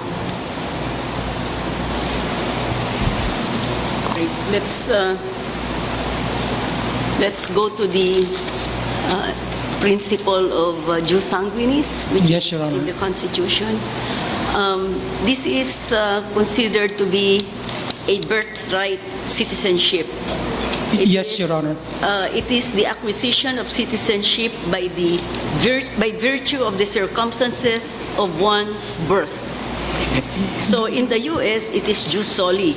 It is based on the fact of being born in U.S. territory. In our case, it is based on the blood relationship between the child and the father or mother. That is what is called birthright citizenship. Yeah, that's what our jurisprudence say, although I might add that the Constitution has a definition of natural-born citizen, and it does not mention bloodline. Oh, that's the first paragraph in the Constitution. It is birthright citizenship is provided for expressly in the Constitution, and it is by blood relationship to a Filipino father or mother. The Constitution also defines natural-born citizen as one who is citizen from birth without having to perform an act to perfect or acquire Philippine citizenship. That is the definition of natural-born citizen. Although jurisprudence, I agree, do say that the basis of natural-born citizenship is bloodline. So will you explain why you put foundlings under that definition of natural-born citizen under the Constitution? What is your explanation why you put foundlings under Yes. that definition? Because the term born of Filipino father or mothers is a standard for natural-born citizenship. But like any standard, you have to establish the factual basis. How do you establish the factual basis? Either by showing that the father or mother of the child are actually Filipinos. In the absence of proof, one other way to establish the factual basis is through presumptions. Presumptions are especially available to foundlings because they do not know who their parents are at the present. So if you apply the presumption that a foundling is born of Filipino father or mothers, or is born of Filipino citizens, you are able to place the foundling within the parameters of the term born of Filipino father or mothers. Now, as you know, as a lawyer, that presumptions are based on established fact. True. So what is the established fact here in the case of the senator? What is the established fact? If we adopt the rule on adoption of the Supreme Court for Filipino children with respect to foundlings, all you have to establish is you have a foundling, she has a foundling certificate. Then there are a few other documentary requirements to be attached as annexes to the petition. But the main requirement is that there's a foundling certificate. Once there is a foundling certificate, the court will declare the child a foundling who can be adopted, which is the same as saying that foundling is a Filipino citizen, because unless the foundling is a Filipino citizen, no court will have jurisdiction over the status of that foundling. Under Article 15 of the Civil Code, jurisdiction over the rest or the status is determined by nationality. So under the law as it is now, a foundling can only be considered a Filipino citizen. It doesn't say natural-born citizen. It says it can be considered a Filipino citizen for purposes of adoption proceedings after a process has been undertaken. There must be proof that a person is a foundling, and it is the Department of Social Welfare who will go through this process, which may be initiated by the social Department of Social Welfare, or by someone who found this child. So there is a process. So it's not automatic. You have to prove first that one is a foundling. Now, was there a process? There was no process, such process here. And even if we apply that law on adoption, you have to go through a process before you consider a person a foundling, and after establishing the fact of a foundling, then you can apply the presumption. If we consider the international law as already applicable, but there is an issue as to that. We're not saying that that international law is applicable because we have not acceded to the convention that you are citing. So how can you say that a foundling comes within the definition of a natural-born citizen where there is no act necessary for it to acquire citizenship? There is a long process. There is publication. Then there is a hearing before the DSWD. The DSWD will have to conduct a proceeding before and declare the child a foundling. And only then will that child be qualified for adoption, for that limited purpose only, for adoption only. So you cannot invoke that provision of the Constitution and say that it is automatic. It is very basic. You know that as a lawyer, you cannot apply a presumption unless there is established fact. So nobody can just come out and say, oh, I found this child. She's a natural-born citizen.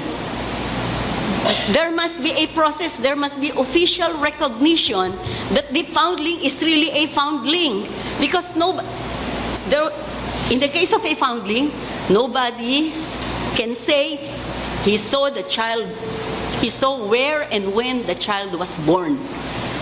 So it is not birthright citizenship because nobody knows where the foundling was born because nobody saw it being born, or nobody can say by personal experience that the foundling was born in a particular place on a particular date. Nobody knows. Even in this case, who knows? Who knows definitely that Senator Poe was born on September 3, 1968? Nobody saw her born on that date. Nobody saw her being born in Iloilo. She was found there. So you cannot consider this as birthright citizenship because there's no proof of the place and the date where a foundling is born. Your Honor, I don't think we can question the status of petitioner as a foundling. If you read all the petitions filed by respondents in the Comelec, if you read the petition filed in the set, they all acknowledge the fact that Petitioner Poe is a foundling. Even the Comelec found she is a foundling. In fact, in Comelec has ruled that by proving that Petitioner is a foundling, respondents were able to discharge their burden of proof. So I don't think we should question the status of petitioners as a foundling. It is true that there is a process, there is a procedure in the rule on adoption of the Supreme Court, but that is a requirement for adoption. Insofar as whether or not a foundling can be accorded the presumption of being natural born, I don't think you need a court declaration that she's a foundling. All you have to establish is that she's a foundling within the definition of a foundling under the rule on adoption. And how is it defined? A foundling is an infant abandoned or deserted with a known parentage and is registered as such. Petitioner was registered as a foundling. She has a foundling certificate. There may be no judicial declaration that she is a foundling, but she is not up for adoption. All she is after is to be accorded the presumption that she is natural born. Can we reasonably presume that this is natural born? What is the alternative? Can we presume that she's a naturalized citizen? A naturalized citizen an applicant for naturalization must at least be 18 years old. He must show that he has been engaged in a profession or a business. A newborn infant obviously could not qualify for naturalization. The only logical presumption is that this child was born of Filipino parents. I just want to explain to you that I raised that matter because I'm relying on the definition of natural-born citizenship, and it is by birthright. So I'm saying there's no evidence that a foundling is born in the Philippines or is born of a Filipino father or mother. So it's not by birthright. And if you invoke international law, you do not rely on blood relationship. You are relying on a provision of a principle of international law. It's just like Congress enacting a special law conferring citizenship to a person. Our Congress has done that in few instances. So I can say someone was conferred citizenship by special law. So if you rely on a special law, you cannot say that's natural-born citizenship because it is by law. Whether it is international law or domestic law, that is not natural-born citizenship. It is citizenship by law. There is another form of citizenship which is not considered natural born when you go through the process of naturalization. But that is not the only way a person can be naturalized. It can be by special act of Congress. And if we adopt this convention on international law, then it will also be by law, not by birth, as it is provided for in the Constitution. And if it is not by virtue of birth, and you need to go through a process, you will not comply with the definition of the Constitution that there must be no act needed for you to claim natural-born citizenship. But if you're a foundling and you have to go through a long process, publication, hearing, and a declaration, before by judicial declaration that one is a foundling, now it's by administrative declaration that one is a foundling. Do you think that is compliant with the definition of natural-born citizenship? Your Honor, all the acts which you mentioned in relation to the process of adopting a Filipino child, they may entail a long process, but they are not acts which the foundling himself has to perform. Remember, the definition of natural-born citizen is one who is a citizen from birth without having to perform an act. This refers to an act to be performed by the child claiming to be a foundling. If a law is passed granting citizenship to a foundling, on the presumption that he is natural born, I think that would be a valid law, because law can create presumptions. But when you create presumption, you do not negate the Constitution.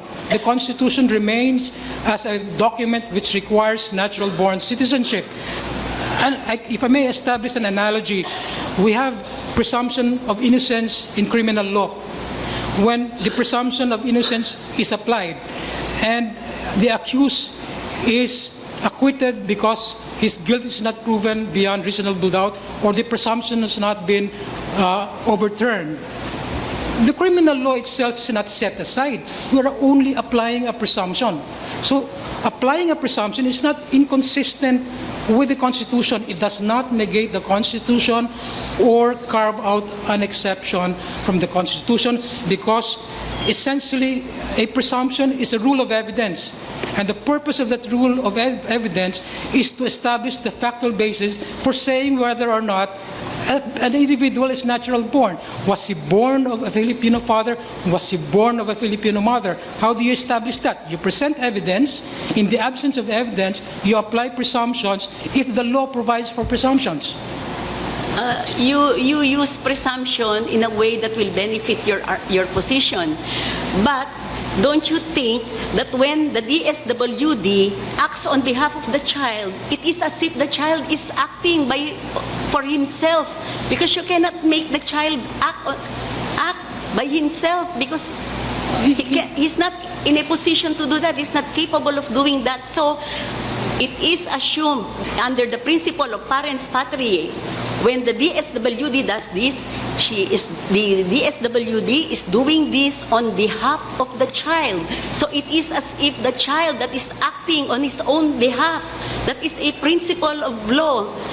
So if you are relying on presumption, legal presumption, you should also accept that idea that even if it was not the child or the foundling itself that is going through the process, or by his own act going through the process, the DSWD is doing that on his behalf.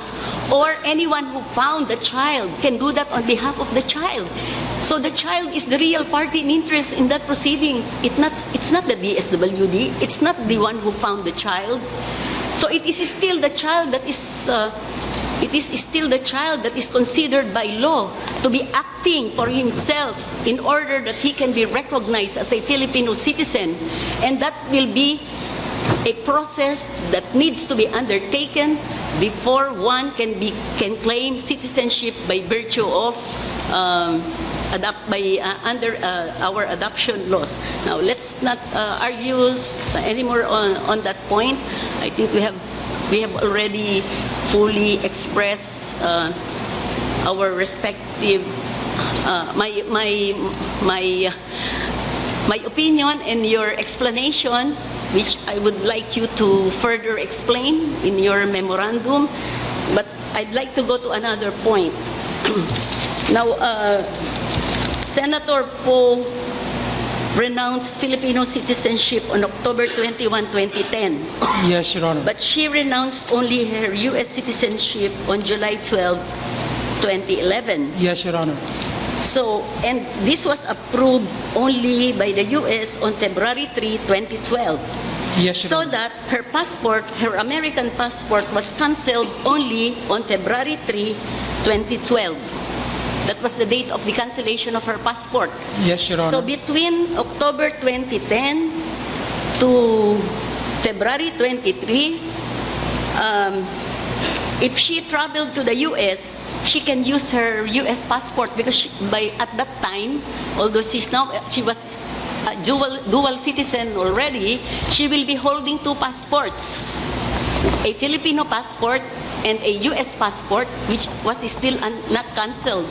Now, I'm asking this question in relation to the question of Justice Del Castillo. He mentioned that in the renunciation that Senator Poe filed with the U.S.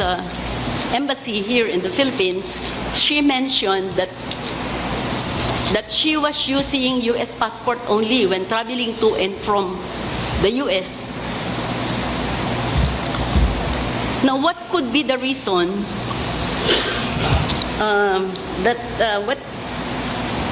why Senator Poe did not renounce her U.S. citizenship at the same time that she renounced her Filipino citizenship. The renunciation was made here in Manila, in the Embassy of Manila, why was there a lag of about 10 months between? Your Honor, she renounced, she executed the sworn renunciation of the U.S. citizenship October 20, 2010. July 12, 2011, she renewed the renunciation before the U.S. Embassy. All that the law requires is the first sworn renunciation. Under 9225, the law does not really concern itself how the U.S. law treats the first renunciation. As far as 9225 is concerned, U.S. citizenship was validly renounced on October 20, 2010, which would now entitle Senator Poe at that point in time to accept a public office, which was the MTCRB. Your question is, why did she delay the reiteration of her renunciation before the U.S. Embassy? Pardon me, is that your question, Your Honor? Why did she delay it? Do you know why? Well, Your Honor, as I understand, she did not really consciously delay it. As far as she was concerned, for purposes of accepting a public office, all she needed to do at that time was to execute a sworn certification before a notary public on October 20, 2010. But later on, she decided to make sure that even under U.S. law, she would be considered to have renounced U.S. citizenship. But as I said, the concern of 9225 is only under Philippine law whether or not she renounced her citizenship October 20, 2010. The answer is yes. Now, when her passport remained subsisting between U.S. passport remained subsisting between October 2010 and February 3, 2012, she could go to the U.S. without securing a U.S. visa because she has a U.S. passport. The answer is yes, she could, but it's not the same as saying she did. Because the fact of the matter is that the records will show, and these are part of the evidence in the Comelec and even in the SET, the last time she used her U.S. passport was March 2010, which was before October 20, 2010. After October 20, 2010, she never used her U.S. passport. That is the evidence. Evidence based on our local BI records and the passport. Bureau of Immigration here in the Philippines? Yes, Your Honor. Now, did she travel U.S. during this period of time as she manifested in her... She did not travel to the U.S., Your Honor. She did not travel to the U.S. Yes, but is it possible that if you have an American passport, I'm just thinking aloud, if she didn't travel to the U.S., then this will not be material anymore. But I just want to know if it is possible for one to have her Philippine passport stamped when she leaves the Philippines, and when she reaches the U.S. to have her U.S. passport stamped arrival in the U.S. And when this person departs from the U.S., the American passport again will be stamped departed.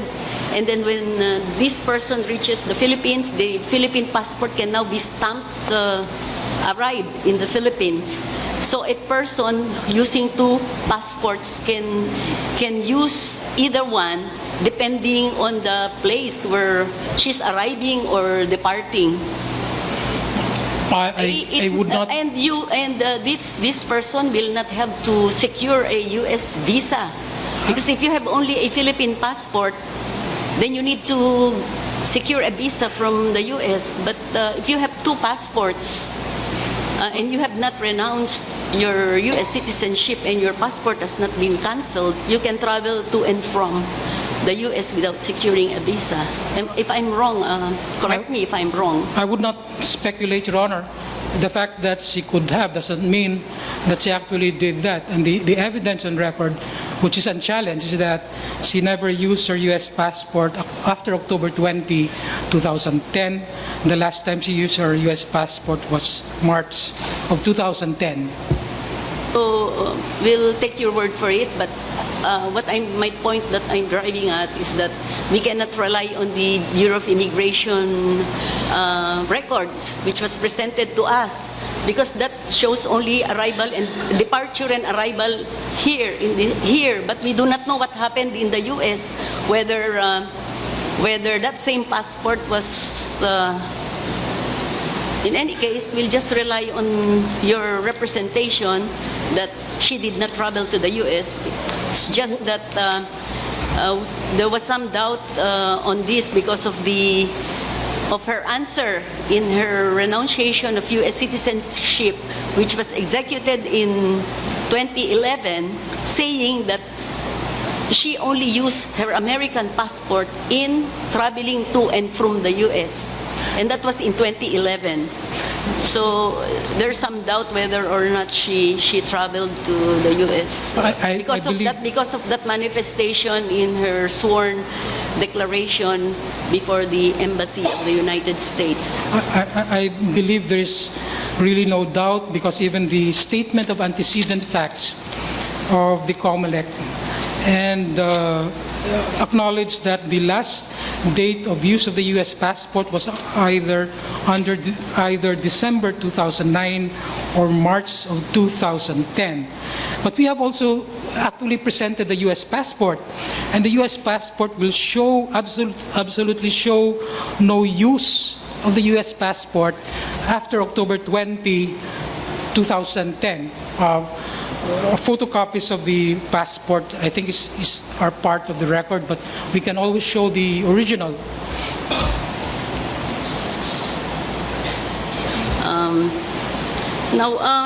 Let's go to the jurisdiction of the Comelec. We have oftentimes stated that the state has a compelling interest in ensuring that its electoral exercise are rational, objective, and orderly. Is it rational to say that the Comelec cannot pass upon the qualification of candidates to the position of senator, congressman, or vice president or president? Well, that's our position, because it is based on our reading of the Constitution. The Comelec can determine qualifications only with respect to local government officials, but with respect to other officials, it can take cognizance of petitions under sections 78 and section 68 by reason of its constitutional power to enforce or administer election laws. But then, in connection with that broad power, Comelec is circumscribed by Section 78 and Section 68. Section 78 expressly states that the sole and principal ground is deliberate misrepresentation, and therefore it cannot rule definitely on disqualification except to determine whether or not there was good faith. With respect to disqualification, it can take cognizance of petitions only upon grounds enumerated, Section 12, Section 68 of the So the Comelec should Code. allow all nuisance candidates to run? I think that's the extreme case, because there are other grounds for you nuisance say the candidates. Comelec has no power to prevent candidates from running. So if you are relying on a constitutional provision, so the Comelec also should allow all nuisance candidates to run in the election. I wouldn't go to that extreme, because there are special grounds applicable to nuisance candidates, and those grounds anyway are not applicable in this case, because we're looking purely at very serious grounds of citizenship and residence. But you're advocating a very broad interpretation of the Constitution, that in so far as the qualification of the candidates that you mentioned, where there is an electoral tribunal, the Comelec is powerless It is only an administrative body. You're saying there's no quasi-judicial authority on the part of the Comelec? So you want everyone to run, and then after the people has voted on a candidate who clearly is not qualified, you will let a long process of electoral protest or quo warranto to be undertaken. Is that rational? Is that logical? I believe, Your Honor, that our position is based squarely on the ruling of the Supreme Court in the Furman case, where the Supreme Court case said Section 78 petitions are not about disqualifications. So the Comelec cannot rule on disqualification per se. It can rule only on deliberate misrepresentation.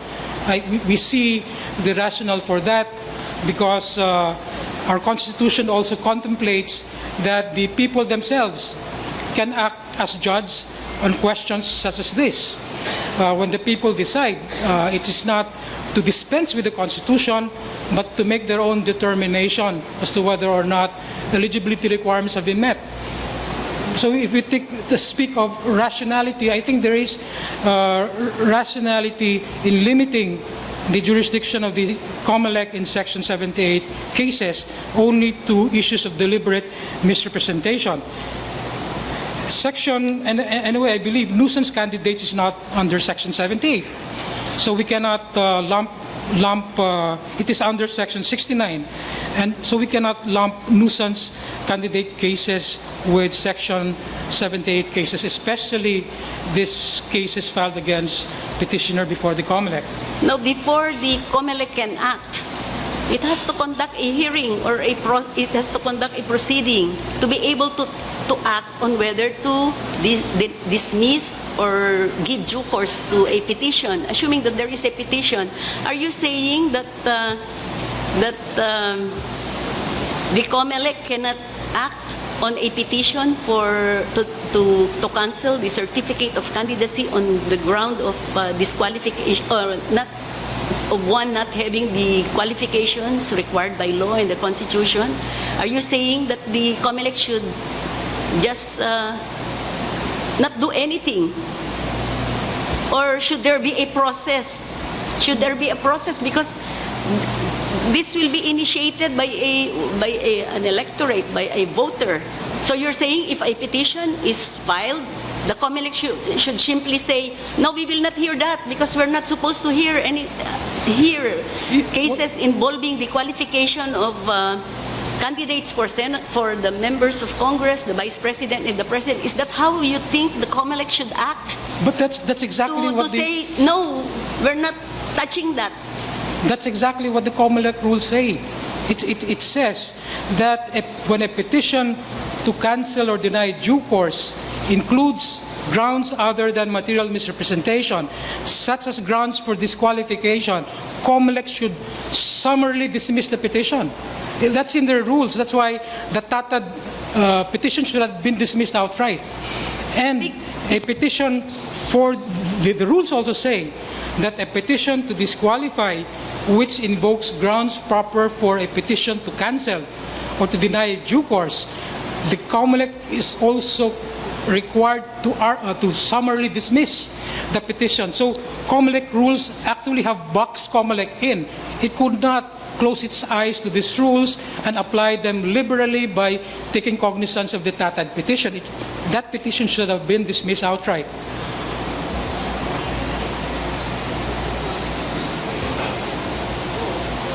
A different interpretation of the rules of the Comelec, because the Comelec itself does not follow your interpretation, and it has been doing this for many, many years. So you think your interpretation should prevail over the constitutional body which issued these rules? I may not have accurately quoted the Comelec rules, but when I made that argument, I was not expressing my own argument, I was paraphrasing the Comelec rules. The Comelec rules themselves require the Comelec to dismiss a petition for disqualification which raises grounds other than those in sections 12 and 68. I think it's the other way around. If it's not about qualification, it will be summarily dismissed. But if it's about qualification, that is covered. No, Well, anyway, let's not argue on that. That's how I look at it. But you can explain it, and your interpretation. You should show to us that your interpretation is consistent with the way the Comelec has interpreted its own rules, and whether your interpretation should prevail over their interpretation. I think I quoted sections 1 of Rule 23 and 25, Your Honor, which is consistent with the ruling of the Supreme Court in Fermin and Salcedo 2 versus Comelec. We can expound on that in our memorandum, Your Honor. Unless it's one of the grounds mentioned. That's how the rules Yes. is stated. Then the Comelec can summarily dismiss it. So if it's about qualification, the Comelec has the jurisdiction to pass upon a petition to cancel a certificate of candidacy. That's how it is being interpreted by the Comelec itself. Now, so are you saying that if an issue of qualification, which is a genuine issue, is raised before the Comelec cannot act on it? Well, the Comelec will first find out if the ground for disqualification is mentioned in Section 12, Section 68 of the Omnibus Election Code, or Section 40 of the Local Government Code. Yes, precisely. But, that was what the Supreme Court ruled upon. We said there must be due process. The Comelec should observe due process. True, due process relates to the procedure, but I'm speaking of grounds. If there are no proper grounds for disqualification, Comelec under its own rules should have dismissed the petition. If I may be allowed to read sections 1 of Rule 23 and 25.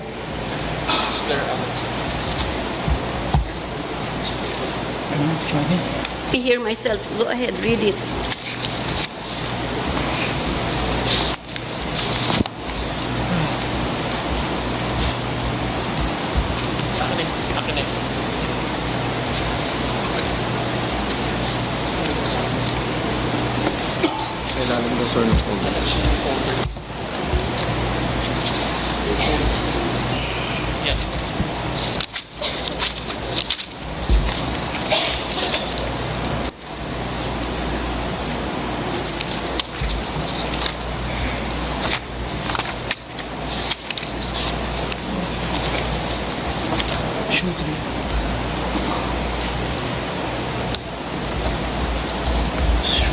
Rule 25, 23, amendment.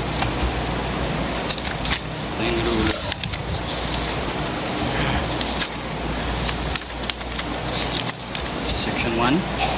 Are you referring to Section 1 of Rule 23? Yes, Your Honor. I'll read it for you. Grounds for Yes. denial. Yes, Your Honor. Grounds for denial of certificate of candidacy. A petition to deny due course to or to cancel a certificate of candidacy for any elective office may be filed with the Law Department of the Commission by any citizen of voting age or a duly registered political party, organization, or coalition or political parties on the exclusive ground that any material representation contained therein as required by law is false. Now, what is material representation? It's about qualification. What else? Second paragraph, Your Honor, says, if I may read it, Your Honor, a petition to deny due course to or cancel certificate of candidacy invoking grounds other than those stated above, or grounds for disqualification, or combining grounds for a separate remedy shall be summarily dismissed. So this rule should have prompted the dismissal summarily of the tatad petition. Then there is Section 1 of Rule 25. Counsel, material representation can cover many things. It can cover qualification of a candidate. Yes, what but- else? What is material? What else can be so material than the qualification of a candidate, which is the subject matter of misrepresentation or a representation which is false? Your Honor, All other, aside from qualification, it's not more so with qualification. respect to citizenship and residence. Are you now saying what material representation can this be? What is it all about? As explained in Fermin, Material representation can only, the most important representation that a candidate should make in his or her certificate of candidacy is her qualification and residence. Let's not anymore argue on that. That's how I look at this. It's about material representation, and it covers anything which is important for a candidate to be qualified to run for a particular office that Yes. he or she is filing her certificate of candidacy. Let's not belabor that point and indulge in Yes, Your Honor. in interpretation which limits the import of this provision of the rules.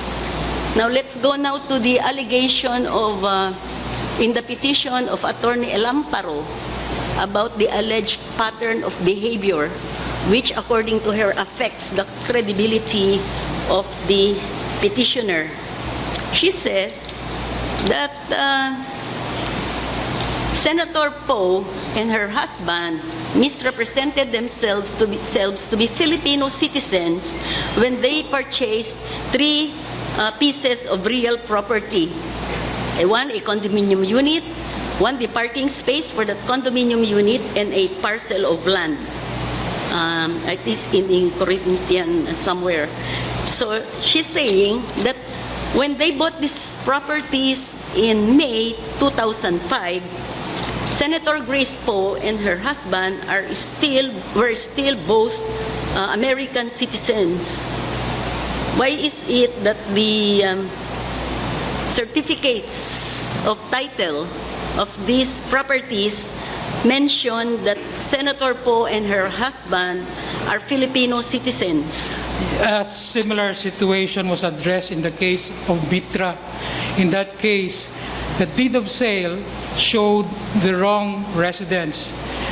Building permit also showed the wrong residence. Supreme Court said, these are not documents signed by Mitra himself. These are unilateral documents signed by either the seller or the building officials. The respondent Elamparo is referring to titles, condominium certificates of title over the unit and over the parking lot. These were executed not by petitioner herself, so it cannot be invoked against her to prove that she was fraudulent.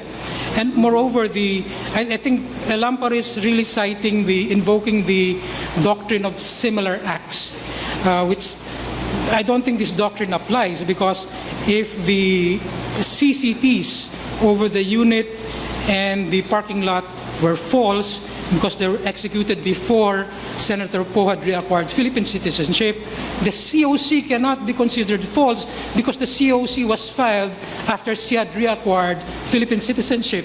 So how can these earlier documents prove that the COC is false? So the doctrine of similar acts does not apply. No, I think what Attorney Elamparo is driving at is she's putting in question the credibility because of the discrepancy in the two COC that the petitioner filed. There was a discrepancy on the residence, the period of residence that the petitioner alleged in these two COCs. So she is mentioning this not because of as direct grounds to cancel that COC, but she's she's questioning the credibility of the explanation being given. I think, see, There's another one, and then she also mentioned that in the petition under RA 9225, the petitioner mentioned that she was born to Fernando Poe Jr. and Sonora, Roland Alan Kelly Poe and Sonora, Susan Roses. So she's also citing that when she could, when the truth is, she is an adopted child of Mr. Poe and Mrs. Sonora Poe. I believe Llamparo was trying to say that there was a history of lying on the part of petitioner Poe, so that it is believable to say that there was intent to deceive on her part when she submitted her COC. As I explained, the doctrine of similar acts cannot apply here, and the mere fact that these documents were not signed by her cannot be used against her to show deceit or fraud on her part. Yes, the certificates of title were issued by the Register of Deeds. Yes, Your Honor. But they are the certificates of title are usually based on deeds of sale. So the certificate of title simply reproduce what are contained in the deed of sale. Well, But that we are might, saying, but it could be that the deed of sale was executed only by the seller after receiving the purchase price. I've seen documents like that, the seller transferring the ownership to the buyer without need of the purchaser signing the deed. If there is full payment of the properties covered by the deed of sale. But I agree with you. This certificate of title, the titles do not bear the signature of the senator. well, I can only say that these certificates of title, whatever you find there, would be based on the documents submitted for the issuance of these certificates of title. again, And those documents are not with the court right now. well, we're only speculating, but what I would say is that even deeds of sale can also be unilateral documents executed only by the seller. In any event, these past acts covering purchases of real estate are not even material, because a former Filipino can buy land. Maybe A foreigner can buy a condominium unit, and the citizenship is immaterial. Yes, they are not material, but I think she's just after the explanation why there are two conflicting COCs, whether or not the explanation given is credible or not. Yes, we have I think explained. that is her position. Yes, we have So I explained, want Your Honor. to give you the opportunity to explain that. That's why I asked that question. Now, is it also rational to accept your interpretation that there need not be certainty with regard the qualification of a candidate, because you are relying on a disputable presumption? So if one is allowed to run based on a disputable presumption of qualification, this presumption can be overturned anytime during the term of this candidate, or if in case the candidate wins the election. So anytime there can be evidence which will contradict the presumption under the law. Is it good for our people to vote on someone whose qualification is not definite and certain and can be overturned anytime within the term of the the winning candidate, in this case, 6 years. Anytime within 6 years, there will be a sword of Damocles hanging there, because anytime there may be evidence to the contrary to rebut the presumption. Is it wise to do that? I think it's rational to say that if petitioner is entitled to presumptions of law, and these presumptions are obligatory on judges and courts to respect, if these presumptions of law are provided for in international law, and again, courts are required to follow it because they form part of Philippine law, then those presumptions should be respected, even in the possibility that the presumption can be overturned later on. The alternative is to deny a foundling a right to run for public office purely because of doubt. Doubt by reason of which private respondents could not even establish proof that she is a foreigner. I think it is unfair to the foundling. Remember, under the doctrine of parens patria, especially in relation to children and foundlings, the interest of the foundling is of paramount concern. So why would we single out a foundling and deny her the right of presumption and burden of proof, which even a criminal in a criminal case is entitled to? The position here is the highest position in the land. So you want our people to vote on the basis of disputable presumption? The law did not, the international law that you're invoking, which has not been adopted here in the Philippines, does not even give us a conclusive presumption as to the citizenship. It does not even mention it's natural born. It does not even say it's conclusive, so it is disputable. So are you saying that the qualification of a candidate should not be definite as of the time that one files a certificate of candidacy? Is that logical, rational, and a good and a wise position to take, considering the position involved in this case? But what standard of evidence does Your Honor require to establish natural-born citizenship? Is it absolute truth, proof beyond reasonable doubt? Is it not enough that there is substantial evidence or circumstantial evidence or presumption that Senator Poe is a natural-born Filipino?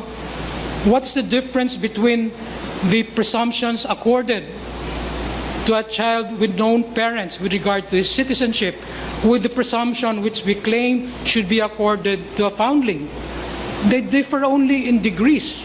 Remember, you're not hitting the nail on its head. I'm referring to the disputable presumption that you are invoking. I'm not referring to any evidence, or I am referring only to the basis of your thesis, which is a disputable presumption. That is all that I'm asking you to explain. Is it logical that we will rely on a disputable presumption of qualification which can be overturned within 6 years, anytime within the 6-year term of the president? I think I have addressed that. The possibility that the presumption can be overturned in the future is not basis to deny a foundling the right to a presumption which is provided for by law. After all, Your Honor is saying that there is a possibility that presumption might be overturned, but Your Honor is delving into possibilities or speculation. But in the meantime, we have a foundling here who, under current law, has a presumption in her favor. The rules of burden of proof are in her favor. Why would we deny her that? Because of a possibility that the presumption will overturn.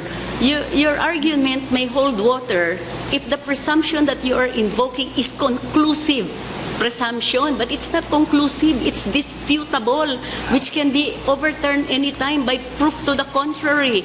Yes. That is the thing that I want to ask from you. Are we going to let our people vote on one whose qualification may be overturned anytime because it is based on a disputable presumption and not a conclusive presumption? Your Honor, most presumptions are disputable. And that is no argument to say that they should be regarded because they're in the law books. A presumption of law is defined as something which judges and courts are required to follow even if they may have arbitrary or artificial effect, because there's a public policy behind it. They are followed because of expediency, public policy. If these presumptions are accorded to ordinary people, even criminals, why would we deny it a foundling? Deny that to a foundling? Of argument that we will follow the presumption that you are invoking. But what I'm saying is the presumption that you are invoking is disputable. It means it can be overturned any time. So if you are arguing on the basis of a conclusive presumption provided for by international law, which is adopted here, then perhaps somehow you may have a point. But the thing is, this is not conclusive presumption. This is disputable presumption. And it does not even say it is disputable. It is presumption of natural-born citizenship. It is disputable presumption of nationality. And nationality has a different meaning in international law from citizenship. So there are so many gray areas in the provision of international law that you are invoking, and these provisions of international law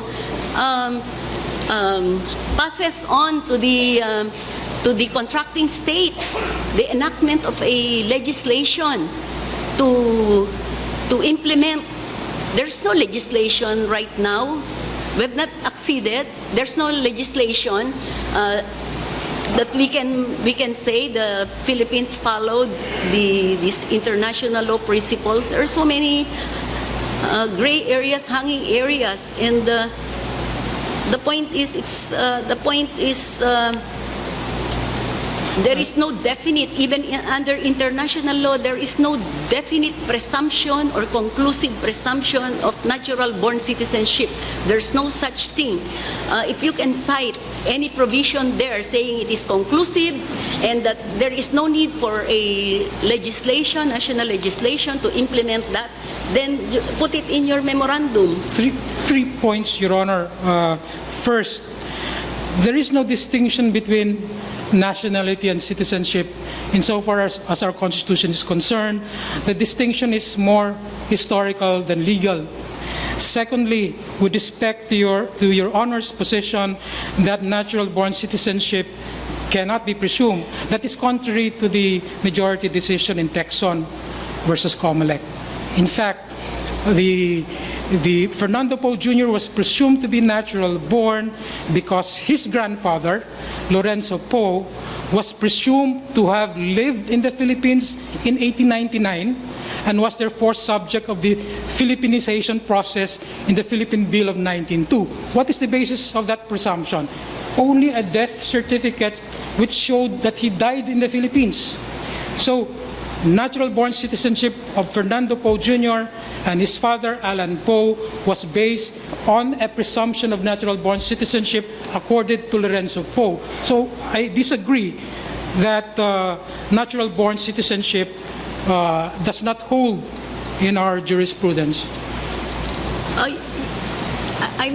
I'm not saying that we do not recognize presumptions here. What I'm saying is that presumption that you are invoking is disputable. That's all that I'm saying, and that is provided for explicitly in the international law that you are citing. The decision of the court that you are citing may be referring to a different type of presumption. It's not disputable. I don't think you will find any term disputable there in the decision that you are citing. Well, the decision accorded to Lorenzo Poe there was also disputable. In fact, it was not even phrased in terms of presumptions. Justice Vitug mentioned it's reasonable to infer, to conclude that since he died in the Philippines, he must have resided in the Philippines before he died. That is disputable because it doesn't say that that presumption can be overturned any time. Unlike the international law principle that you are citing, it says until there is proof to the contrary. The decision did not say that we will recognize the citizenship of Fernando Poe. until there is proof to the contrary. There's nothing mentioned in that decision in that way. Well, So that- there is a marked difference between the jurisprudence that you are citing and this provision of international law that you are invoking. I believe I've read the Texan case correctly. The court did not say that the presumption applied there was conclusive. Because after all, pronouncements of citizenship are never conclusive. It can always be changed if new evidence arises. Yes, and there is even the factual circumstances of the cases you mentioned in this case are markedly different. There was no issue about the parentage of Fernando Poe. Here, we do not know when and where the petitioner was born. So To me, that's a there were difference. factual circumstances that the court relied upon in arriving at the decision. To me, the factual differences there are minor. They're even immaterial. I thought our task is to draw general conclusions with regard to presumptions in favor of natural-born citizenship from one case. So that conclusion cannot be negated by a case with minor differences in facts. I think even in Texan, although Fernando Poe was not a foundling, they applied presumptions of law to establish his natural-born citizenship. I have no further question. I just want to emphasize that the basis of your thesis is a disputable presumption of citizenship, not a conclusive one, based on a principle of international law that has not been adopted in the Philippines. And you can expound on your thesis in your memorandum to convince the court that disputable presumption is a good basis to consider a candidate qualified. A final point, Your Honor, a use of a presumption is just like deciding a case on the basis of substantial evidence or circumstantial evidence. Since citizenship proceedings are not criminal in nature, you do not apply proof beyond reasonable doubt. In fact, presumption of fact, as opposed to presumption of law, is circumstantial evidence. So I believe that by using presumptions, which amount to circumstantial evidence, is sufficient evidence to establish citizenship, since this is not a criminal case. Your substantial evidence is to establish only the fact that one is a foundling, so that the disputable presumption can be applied. That's how it is. That substantial evidence. It's not. That is your point. Substantial evidence pertains to evidence that will establish the fact that one is a foundling, in order that a disputable presumption can be applied. So that's your thesis, and I want you to explain in your memorandum why we should allow our voters to exercise their right of suffrage on the basis of a disputable presumption of qualification of a candidate. Your Honor, our circumstantial evidence relates to evidence about the circumstances of her birth, where she was located, the situation of Iloilo at that time, her racial features, and others. I think those are fully discussed. They amount to circumstantial evidence which establish that more probably than not, Senator Poe is a Filipino and she is natural born because she was not naturalized. So qualification can be based on probabilities. Circumstantial evidence, substantial evidence, I think involves an assessment of probability. If evidence establishes that more probably than not a fact, a claim, or a defense is true, then it should be applied.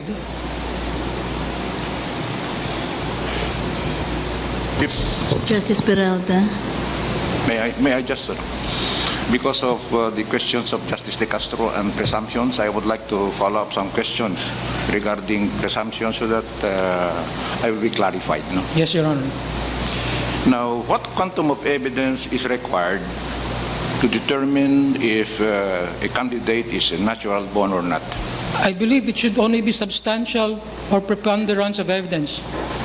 So if it's substantial evidence, what is your basis in saying that there is substantial evidence that Ms. Poe is a natural born citizen?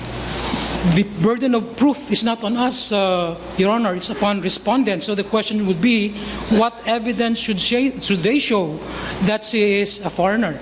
But if we say that the burden of proof is on your part, what is your evidence to prove that Ms. Poe is a natural born citizen? If we say otherwise, that the burden of proof is on your part, so what proof of evidence are you going to offer to us that she is a natural born citizen? The presumptions of law, presumptions of fact in her favor, which stand in lieu of evidence and would establish the fact of her natural born citizenship until respondents present proof to the contrary. I ask you this question because this is my own opinion. No? It may be hypothetical. It depends on you if you want to answer the question. Yes, but it may happen. Okay. Supposing we come out with a decision that Ms. Poe is not a natural-born citizen, and that becomes final and executory, what will happen with that decision? Well, it can actually be reviewed if subsequently we produce, for example, DNA results. I said it has already become final and executory. But by nature, because your evidence is not sufficient that Ms. Poe is a natural-born citizen, and we say that it's already final and executory, then she will no longer be candidate? Your Honor, by nature, decisions on status such as citizenship do not really become final in the sense that they cannot be disturbed. Okay. Why do you not wait for a DNA testing? It is in process, Your Honor, but we believe... I ask you this question because we have a rule on DNA evidence. Have you read our rules on DNA? Correct. That even in conviction of final judgment of criminals have been languishing in jail, if there is a DNA and it shows that the offender does not match the DNA of the victim, he can be released from jail. In other words, there's no finality of judgment of conviction if DNA shows otherwise. Well, that's true, Your Honor. That's why we're considering DNA testing, but we can... because my concern is this. If we declare that Ms. Poe is not a natural-born citizen, and from the time that the judgment becomes final until election day, here comes the DNA evidence that after all, her biological parents are natural-born Filipinos. He may be an Ilocano. The biological parents may be Ilocanos because Ilocanos are everywhere in the Philippines. He might even be my relative because I come from Ilocos. So what now? Can we reopen the case and say, oh, Mr. Comelec, include Senator Poe because after all, one of her biological parents is an Ilocano, just like Justice Peralta? Can you not do that? There would be procedural problems in relation to that because our rules allow petition for relief. But then the issue can be renewed if she applies again. That's why for a new position. I was asking you why should you not try to get a DNA evidence, because that is conclusive. Under the rule on DNA evidence is 99.99 accurate. It is a disputable presumption, but you have only 0.01% to dispute it. Because a disputable presumption does not necessarily mean that it's a disputable presumption, you can dispute it by any other evidence. You still have to weigh the evidence that dispute the evidence. In DNA evidence, the rule says the probability is 99.99%. And that is a disputable presumption. Therefore, in order to dispute that, you have to have more than 99.99% to dispute that. Well, we appreciate that the need for DNA testing, but not as a legal matter. We believe that even before we get positive results based on law, we can establish that she is a natural-born Filipino citizen. So I'm just because you are saying that she's a foundling, she was You claim that she was born in the Philippines, she was baptized in Iloilo. You have all these circumstances. I do not believe that there is no relative of Miss Poe that would show that her biological parents may be Ilocano, Ilonggo, or what else, or what have you. So I don't believe that there is no available DNA. So anyway, let's go to another point. In theory, you are correct that if it is a petition for disqualification, then it should be filed when the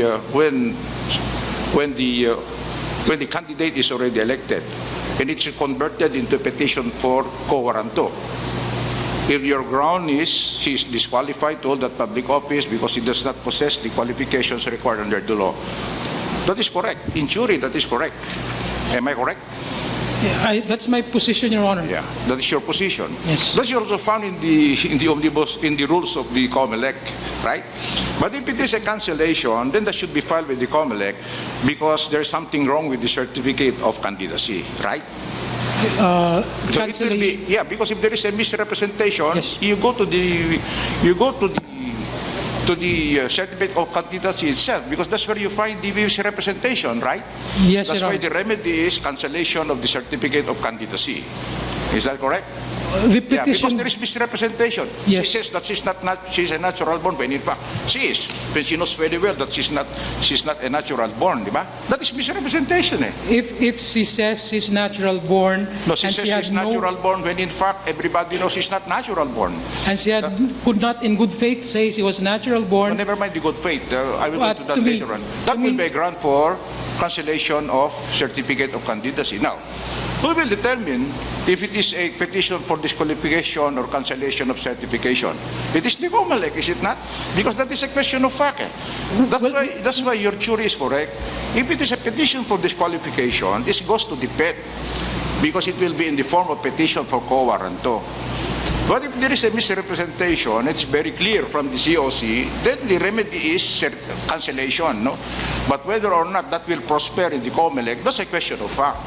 So if the Comelec says it is a cancellation of certificate of candidacy in all the decisions that we have rendered, because that is the body that has the expertise to determine with a question of fact, then we have to follow what's the findings of the Comelec. But as to whether or not they gravely abuse discretion in arriving at that conclusion, of course, that is the province of the Supreme Court.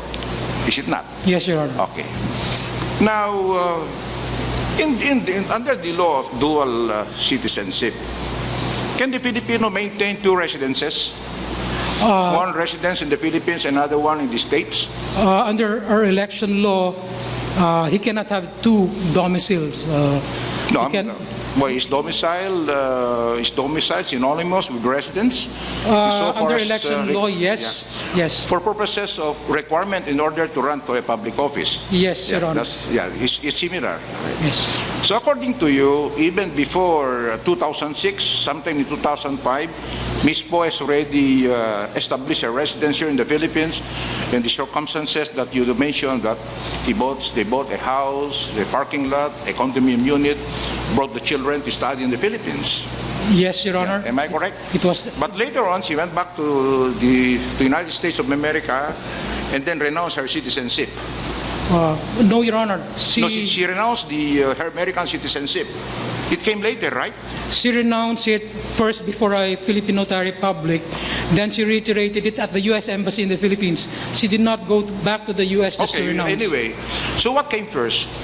The purchase of properties in 2005 or the renunciation of her citizenship? Purchase of properties, all of them took place in 2005. And then the renunciation came? 2006, October 20, 2010, Your Honor. 10. So from 2006, because she came here 2005, then she went back to the States 2006.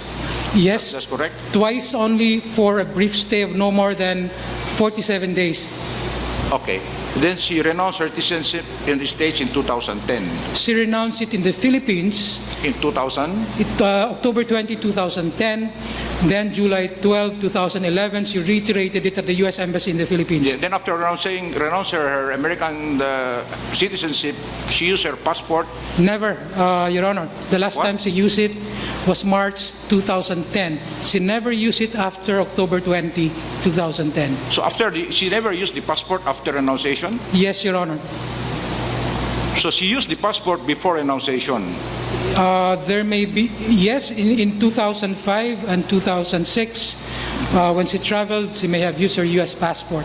So your problem, therefore, is the residence as to when do you reckon the residence of Miss Poe?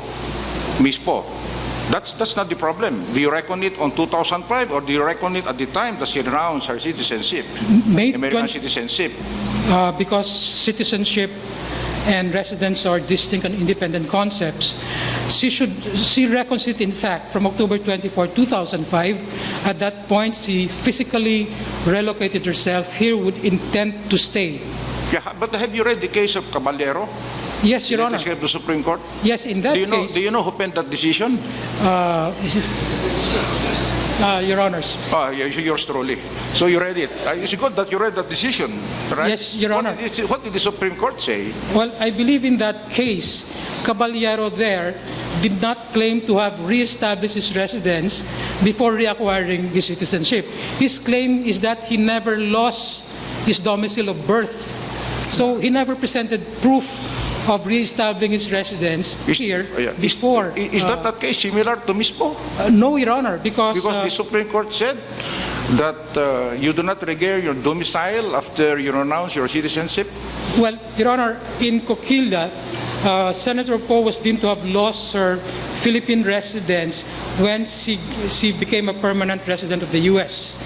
When she became naturalized as a U.S. citizen, she became an alien without right to reside in the Philippines except either as a visitor allowed by immigration laws or a resident alien. Yeah. She came here in 2005 as a balikbayan. But a balikbayan returnee is not an ordinary visitor. So you are saying transient. that there are no circumstances to establish that Mr. Caballero intended really to stay to establish residence in Batanes. Absolutely That's your not. point. Because he claimed that he never that is lost your point. it. Yes. I'm not saying that you are correct. That is your point. Yes. But you believe that the Caballero case is correct. Well, yes. Of course, within the it's correct. yes, Your Honor, of course. I'm sorry. Of course. I was thinking of how it applies to Senator Poe. I'm sorry. Another point, Attorney Poblador. Yeah. Sorry, Your Honor. When Ms. Poe ran for the Senate, what is the date that she declared as to her residence? Well, she submitted her COC October 2, 2012. And? She stated there that she had been a resident of the Philippines for 6 years and 6 months. Okay. Now, if you, sir, 6 years and 6 months. That's sufficient residence requirement for purposes of becoming a senator. yes, Right? 2 Because years old. I think I'm not planning to run for the Senate. But what I know is that you need only 2 years residence. Yes, Your Honor. So that's sufficient number of years to become a senator. But I know I've been listening from you. You are very good in evidence. No, you were talking about disputable presumptions and so on.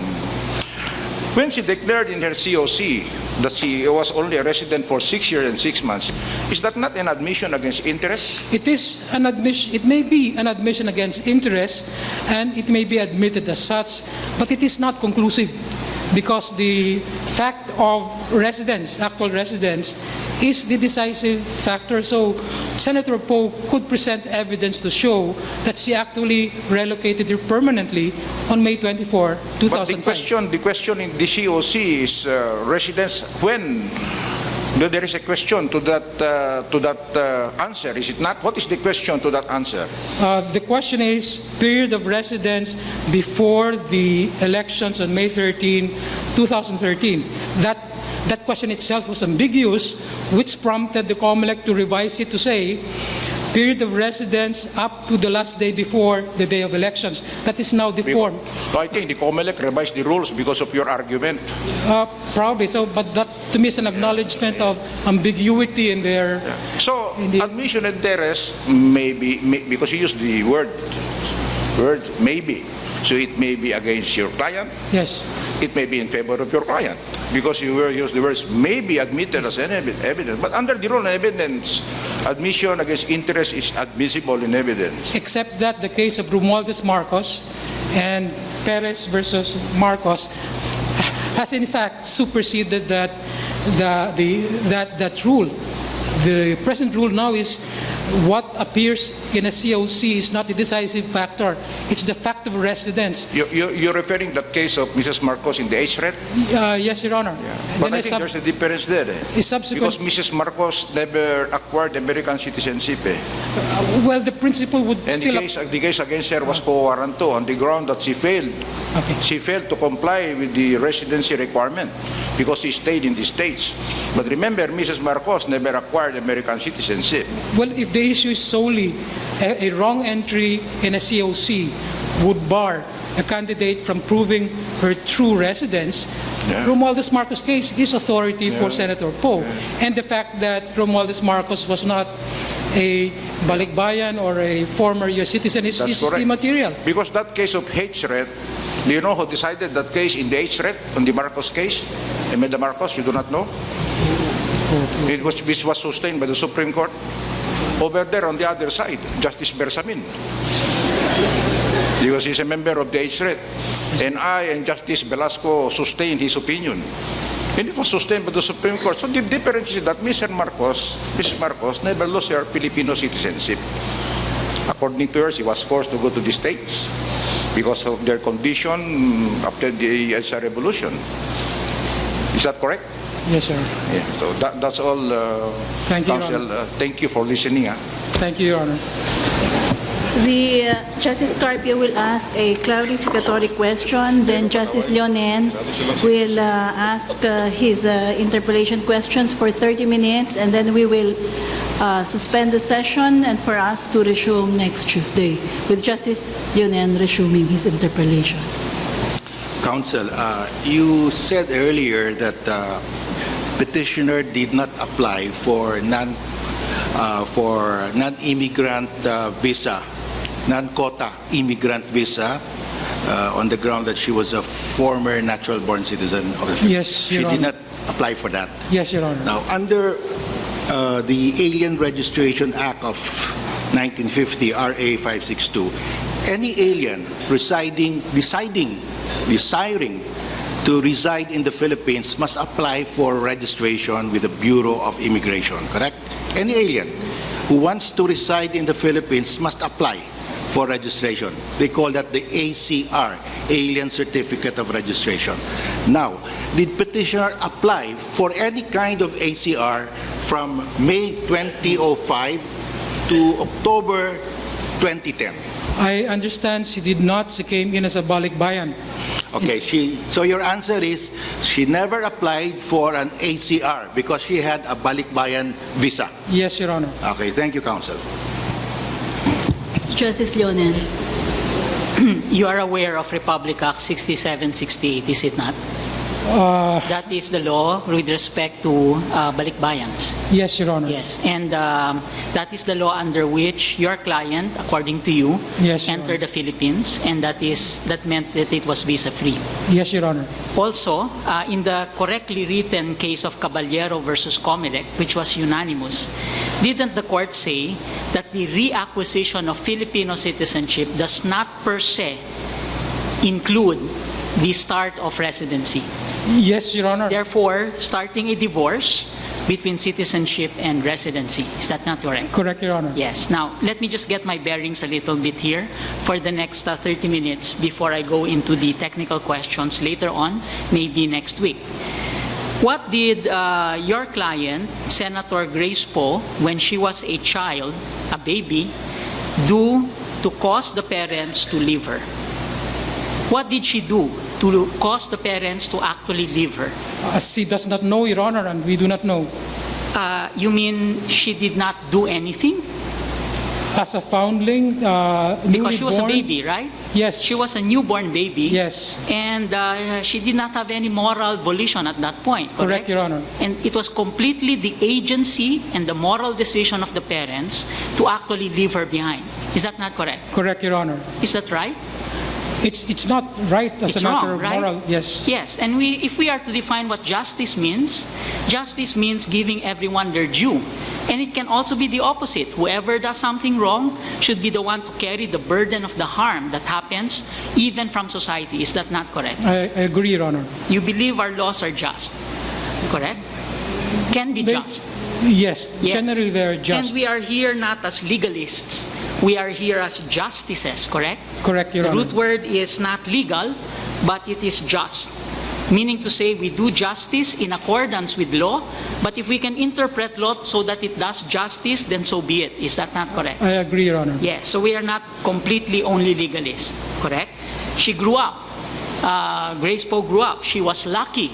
She was found by Edgardo Militar. Militar.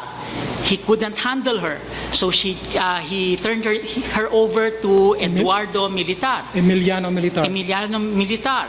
And then she was lucky. She was handed over to Susan Roses and Fernando Poe Jr. Is that not correct? That's correct, Your Honor. Okay. Did she have a completely charmed life? Or do you think that when she was growing up, she had also difficulties? Those kinds of difficulties where we need our parents. She would have difficulties. For also. example, there are rumors that she is actually the child of X and Y. I will not mention because I do not want to hurt her further. Correct? That's correct. I grew up without a father. It was difficult, but I knew who my father was. But yet it was difficult. But I think those people who do not know who their fathers are, but grew up only with their mother, also have a difficult time.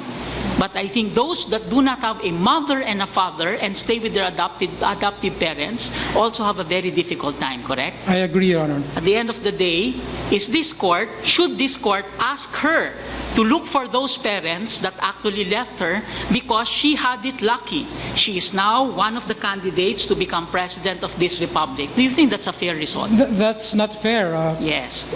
Fair, not fair, of course, it's clear to us what should happen in terms of justness.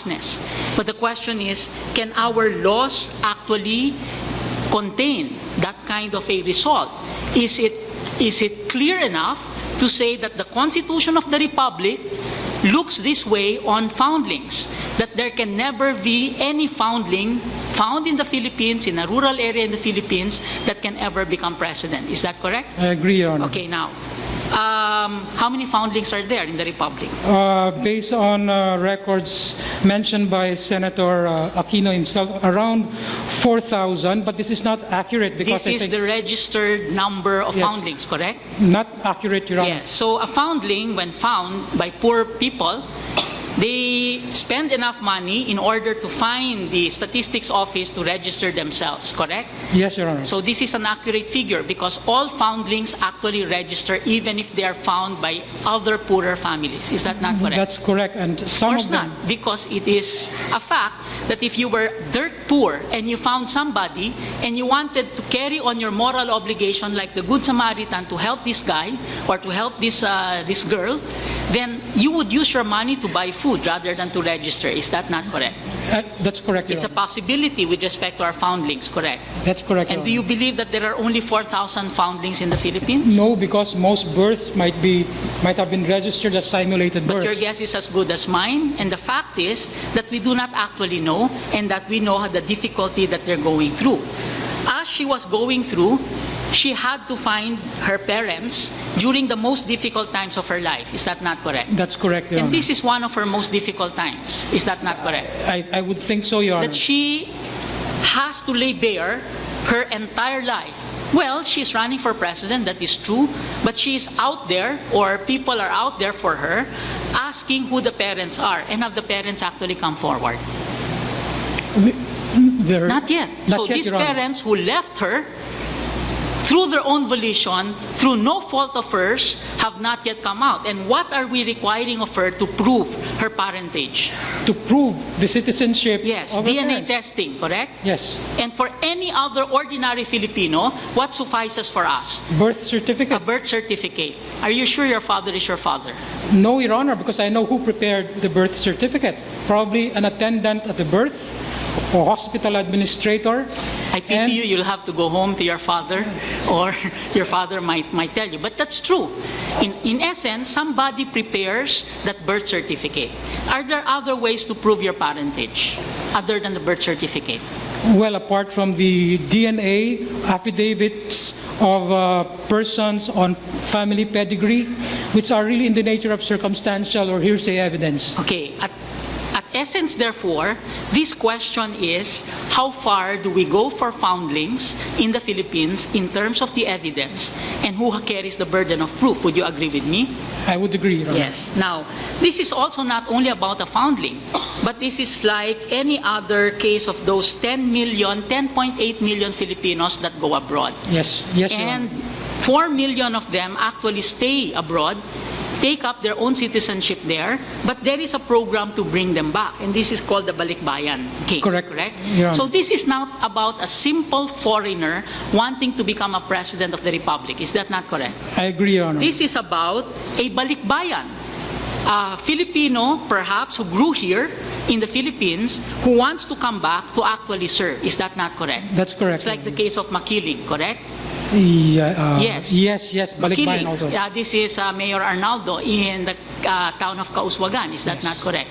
Which in that case, the Supreme Court impliedly said that that person who reacquired Filipino citizenship can run for mayor. Is that not correct? Correct, Your Honor. Do you know the requirement for being a mayor?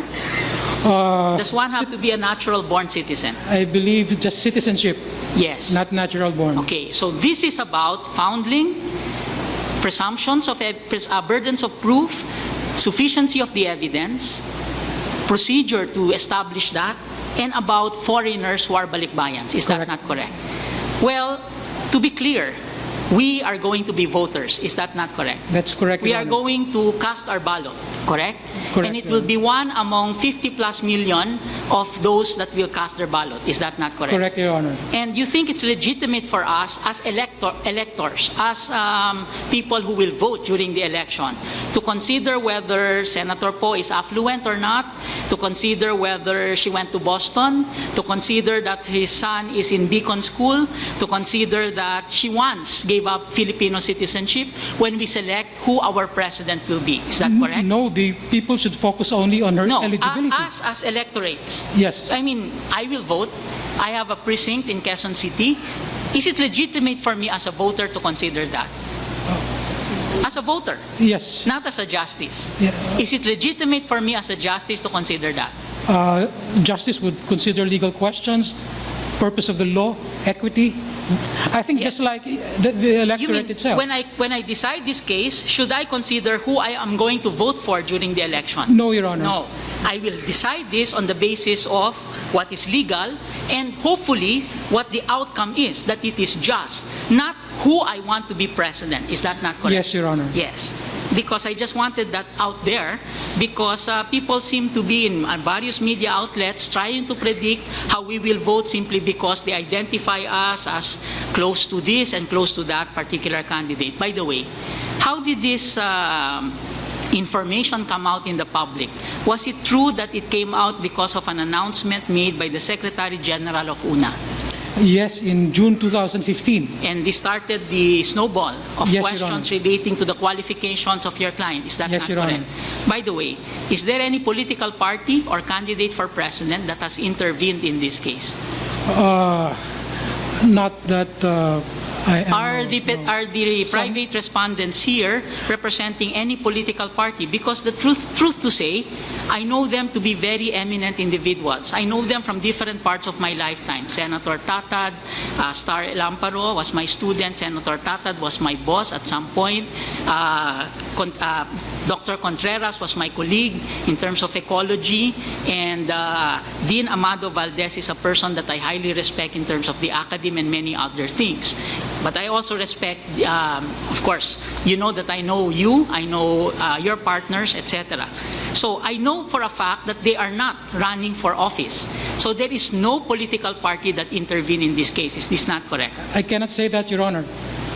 Well, in actual fact, I do not know of Is any there a alliances petitioner? which they may have So I Okay. cannot. In other words, can we assume that the other candidates for presidential election do not really care about this case? They would want to win an election fair and square. Is that not true?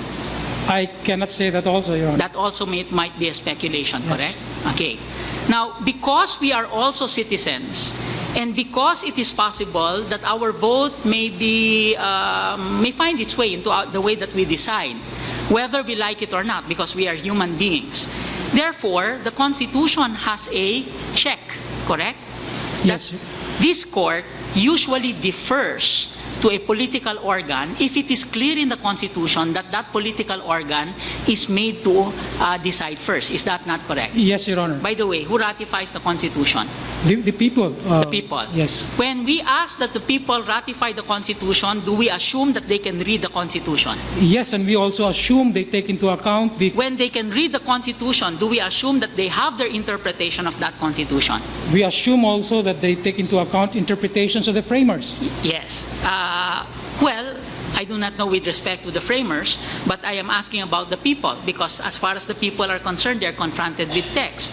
But the point there is that when we ask the Constitution to be approved, we trust the people enough to be able to approve the fundamental law or not. Is that Yes, not Your correct? Honor. Yes. Suffrage is an aspect of sovereignty. At the same time, it is a personal right. Is that Yes, not correct? yes, Your Honor. Suffrage is one of the direct exercises, perhaps the only direct exercise, where people actually select their agents in terms of the government, correct? Correct, Your Honor. Yes. And therefore, should you say that this court should evolve a doctrine that in terms of this, that we should first allow the people to decide and then we become the final arbiter should there be a contest? Yes, especially since all that the respondents have achieved is to cast doubt. So let the people be the judge. Is that not contemplated in the Constitution today? Yes, Your Honor, the electoral process itself is the occasion for the people to decide. Okay. I have 15 minutes, so I'll just go to some of the preliminary questions. What is our existing Constitution? 1987 Constitution. Not the 1935 Constitution? Because a while ago you were discussing the intent of two people in the Constitutional Convention discussing the 1935 Constitution. So for one moment there, I was thinking, are we using the 1935 Constitution? Well, we're using the 1935 Constitution, but what I meant to say is that principles on nationality have been carried over in substance or generally to the current Constitution. Yeah, but it's still the 1987 Constitution that we are interpreting, correct? And as far as we are concerned, constitutions apply to different historical periods. Justices are not amateur historians only. That what we do is try to find out what happened in the past and apply it today. Justices, I think, of the Supreme Court, in my view, are people who read the text of the Constitution and only its text in order to find out the meaning within the four corners of that document and apply it to a situation which may not have been contemplated at that point. Is that not correct? I agree, Your Honor. Was there any discussion on foundlings in the 1972 or 71 Constitutional Convention? I'm not aware, Your Honor. Was there a discussion on foundlings in the 1987 Constitution? Unfortunately, I'm not Was aware. there ever a time in our history that a foundling actually ran for president? I'm sorry, I cannot answer that also, Your Was Honor. there ever a time? None. Was there ever a time that there was a vice president that ran as a foundling? A foundling that ran as vice president, I'm sorry. None, right? Yes. This is the first time that this court is going to lay down doctrine with respect to foundlings. Is that not correct? Yes, Your Honor. Yes. Don't you think it's the better part of prudence that we follow what the Constitution said? That the Supreme Court has jurisdiction over electoral contests to determine the returns, the qualifications of candidates. And in Texon, Supreme Court's contests and contests means after election. Is that Yes, not Your Honor. correct? Of course, we have the provision in the Omnibus Election Code, which actually says that we have 64 jurisdiction, Rule 64 jurisdiction over actions of the Comelec. Is that not correct? Yes, Your Honor. Yes, but on that, all that we can do is to check whether there was capriciousness, whimsicality, arbitrariness with the Comelec being tasked to do exclusively to determine whether there was false material misrepresentation. Is that Yes. not correct? Yes, Your Honor. Yes, okay. Can I show you Article 7, Section 4, and I will end with this because I will consume my 30 minutes. Article 7, Section 4. The design of the Constitution was that the President and the Vice President be elected by direct vote. Is that not correct? Yes, Your Honor. Yes, I go to the fourth paragraph. There is participation by Congress to canvass. Is that not correct? Yes, Your Honor. Yes, that is the fourth paragraph of that section. It is Congress that canvasses, not the Comelec. And finally, the sixth paragraph, the Supreme Court comes in after all of that, shall be the sole judge of all contests relating to the election. Is that not correct? That's correct, Your Honor. I'll show you Article 9C, Section 2, the powers of the Comelec, on the other hand. So, Section 2, Paragraph 1. Enforce and administer all laws, regulations relative to the conduct. A lot has been said about number 1. Is that not correct? That's correct, Your Honor. Now, look at number 2. The adjudicatory jurisdiction of the Comelec only refers to what kind of officials, please? Local officials. Regional, provincial, and city officials, correct? Yes, Your Honor. So, the power to adjudicate on qualifications per se has not been granted to Comelec. Their sole power is to enforce and administer all laws. And to administer all laws, don't you think that preliminarily determining whether or not a person is natural born or whether domicile, a legal concept, has been established, is within their jurisdiction? Only preliminarily, but the main issue Or is their jurisdiction only with respect to facts which they allege, which the candidates allege, that can lead to the inference of all of this? And their jurisdiction is whether or not those facts are false. Yes, Your Honor. For example, how old is the candidate? She is, I'm not sure. Okay? For example, how did she establish her residence? From her point of view, she will lay down the facts, correct? But the interpretation is a matter of opinion, correct? Correct, Your Honor. It's a matter of law. To do so would be to adjudicate. Is that not correct? Correct, Your Honor. I will stop here because I did agree to only 30 minutes. But I reserve my other questions, Chief, for the other meeting. This has been quite a long afternoon, but a very productive one, and we thank everyone for participating. But upon the earlier advice I had given, we will be resuming our session at 2 o'clock next Tuesday, exactly the same venue, with Justice Leonen resuming his interpellation. Session is hereby adjourned. Thank you. Thank you, Your Honors. Please remain standing while the Chief Justice and the Associate Justices leave the session.